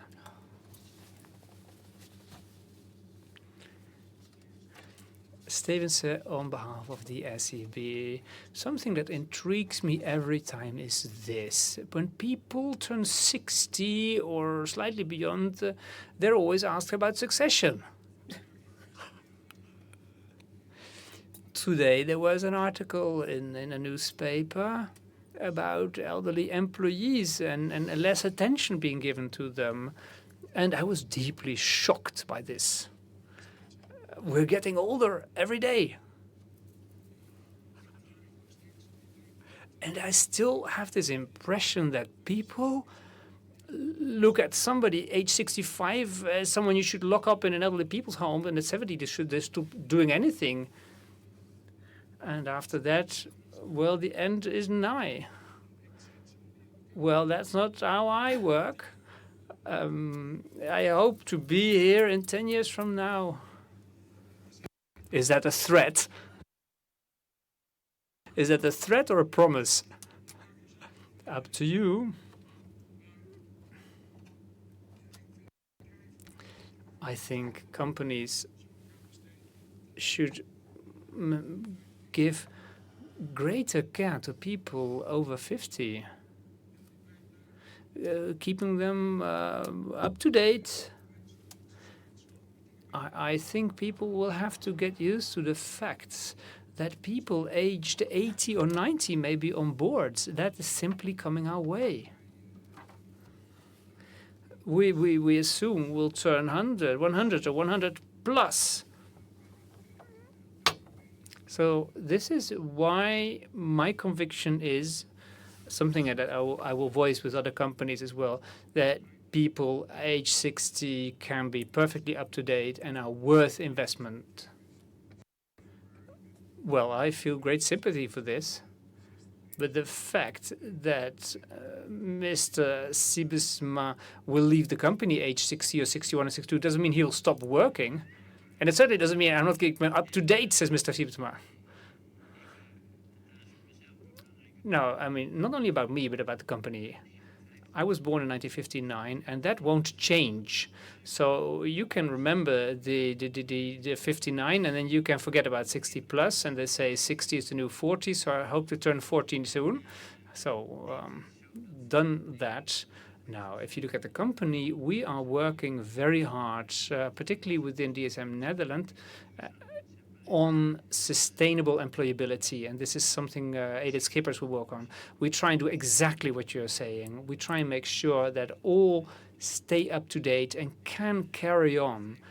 Everyone over 45 is shown a mirror picture, a mirror image. How are you doing in terms of health, in terms of shape, in terms of knowledge, in terms of skills? We try and help people look at themselves critically, to keep working on themselves, to be employable on the long run, because indeed many of us will have to work until age 67 or beyond. Some want to work on, some have to work on, and it's important for us to help people to be able to do so. So that's an important spearhead of our HR policy. Well, if you look at the maximum age, if you look at aging, you can say the following. I visited a company last week with a 75-year-old CEO, and the question was asked to him, how long are you going to hang on? Well, ask me the question in 15 years, says Mr. Siebesma. I think it's ludicrous. I think it's a ridiculous question. How long are you going to hang around? I mean, keep on going. Keep on going. And I think that's the most important for society. Fully agreed. We gaan nu sluiten. Okay, so now we can proceed to close the meeting. Oh, I forgot someone over there and over there. Thank you. My name is Duivenstein. I have a question. Have you ever thought about aiming at organizing the AGM earlier in the year? I think that it would be more interesting to have an earlier date for the AGM. That would have a positive effect. I mean, the auditor's ready and the supervisory board meeting has already been in March, so why can't you pick a date earlier in the year for the AGM? Well, there's a certain legal period of time that stipulates how many days you have to take into account after the announcement, the publication of the agenda, the documents. So the date is always so many days after our announcement. And on the date of announcement, we have to have all our documents ready, financial statements and annual report as well. So that means that you need a certain amount of time in order to comply with this requirement. And that's why there's so much pressure on some of you, because all the companies have to deal with this period of time and end up somewhere around this date. I understand that, but is it not your aim to organize a meeting earlier, or doesn't it really matter to you? Or would you say we would try to pick an earlier date? I must say, out of all the problems that I have, I don't think this is the biggest problem that I have, to pick a date earlier in the year. To be quite honest, I mean, I'm prepared to take anything on board that you say here, but it's not right at the top of my list of priorities. Microphone A.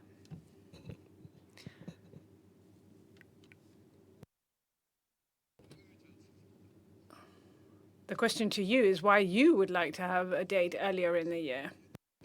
Chairman, I would always think, that once you've concluded a year, there's always a number of people who are working on that. And then the questions are asked about the previous year. And I would say, why not concentrate on the current year, the present time? And the more people who are involved with the past, the worse it is for an organization. To be quite honest, and Chairman, in the past, but that may have been long time before many of you were around, we had this blue flag that was given to the company that would be the first to issue its annual report of the year. So that just goes to show that people appreciated swiftness in reporting, swiftness vis-a-vis the outside world. Chairman, I think that's an important argument. Well, thank you. You have a fair point there, because Geraldine and myself, yesterday we dealt with Q1 2019, so we've got everything clear in our minds, and we were thinking, okay, tomorrow we're going to discuss 2018, and we're going to give it some thought and think, rack our brains what the situation was. No, of course, because we're already concentrating on 2019. You have a fair point there.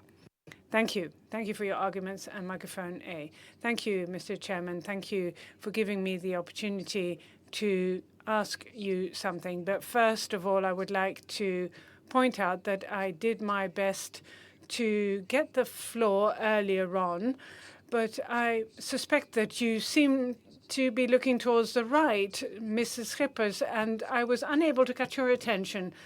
And I have to go right back to the first point. First of all, I would like to thank everybody at DSM for contributing to the performance of this past year. And I would also like to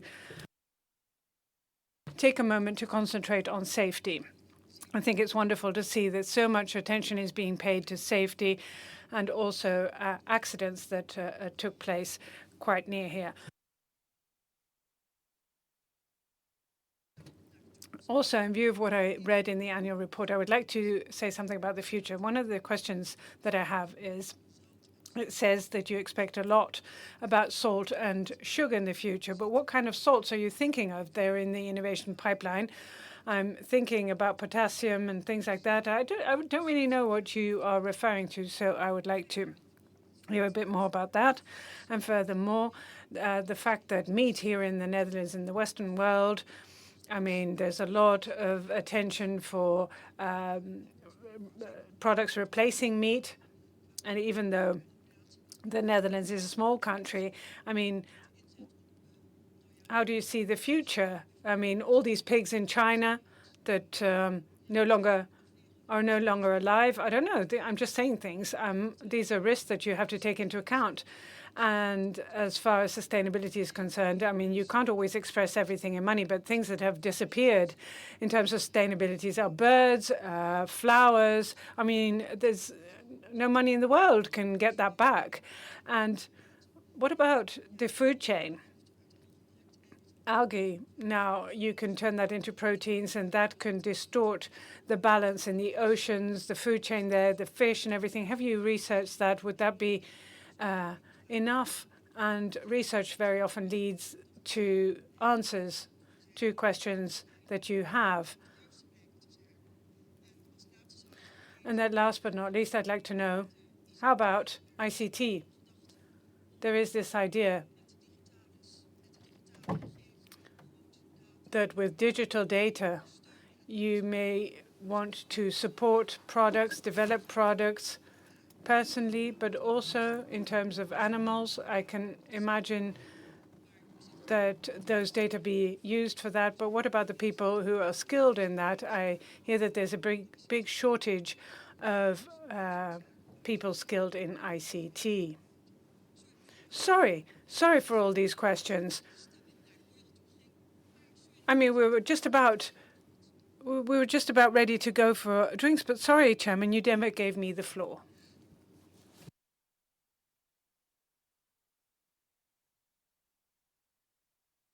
Well, salt replacement in food. We've got a lot of salt in food, sometimes to preserve food, very often because as humans, we like salty taste and salt replacements and enhancing substances so that you can reduce the salt content in a product and get the same feeling. That's what we're working on. And that's important for our health because, in general, we eat too much salt, meat and meat replacement products. Yes, those are things that we do look at. And we may be making announcements in terms of what we are doing. We have several technologies. I mean, it sounds creepy.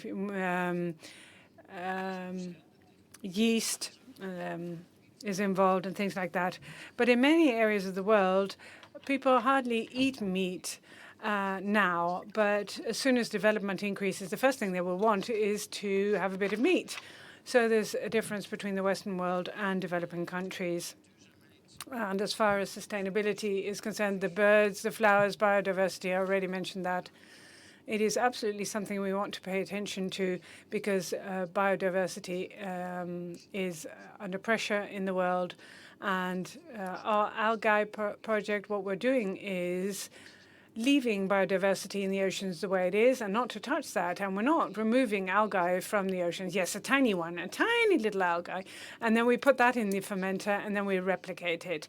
So for the rest, except for the tiny little algae, I mean, we don't really touch the oceans and we just leave it intact. And that is precisely the technology that we have. ICT, digitization, very important point. And Geraldine has that in her portfolio, and we do concentrate on our digital roadmap, the functions, and also business models. Thank you. Can I then ask you another question, tying in with what you said, that in other countries than not being the Western countries, there's not that much concentration on vegan lifestyles. What about large part of the population that is Hindu, that does eat vegetarian food 6-7 days a week? Well, you know, food is determined by culture, and there's so many differences in the world. And in India, of course, is an extraordinary country because India has many, many vegetarians, but many other countries, if you look at the development of African countries, when you look at the development of Asian countries, I mean, when these countries start to develop, one of the first things they would do is, apart from eating crops, that they will eat meat. And that will start with chicken, and then pork, and then on to beef. That is what happened to us as well. I mean, there's very little I can say about that. Okay.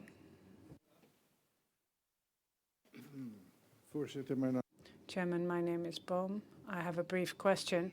If I remember correctly, brief question, my name is Bohm. If I'm not mistaken, DSM split the share in 2005. Share price increased substantially in excess of 100, or was in excess of 100, I don't know. Would you consider new share split? That's it. That's all I have to ask. Well, yes, we always look at that, and we've done it before on a number of occasions. As DSM, there are all sorts of theories about that being important, and this would mainly concern the private shareholders. And prices around the 100 would deter people because people are prepared to invest 60 euros, but not 100 or something like that. I mean, that would be if you buy one share. Doesn't really apply if you buy 2 shares. All sorts of theories prevail as to whether or not that is interesting or not. From time to time we look at it, and in the past it never was an issue, but it may come up again. My name is Stevens, SRB. I would like to say something about what we said about holding this meeting earlier in the year. What does this gentleman want? Just as basic fit?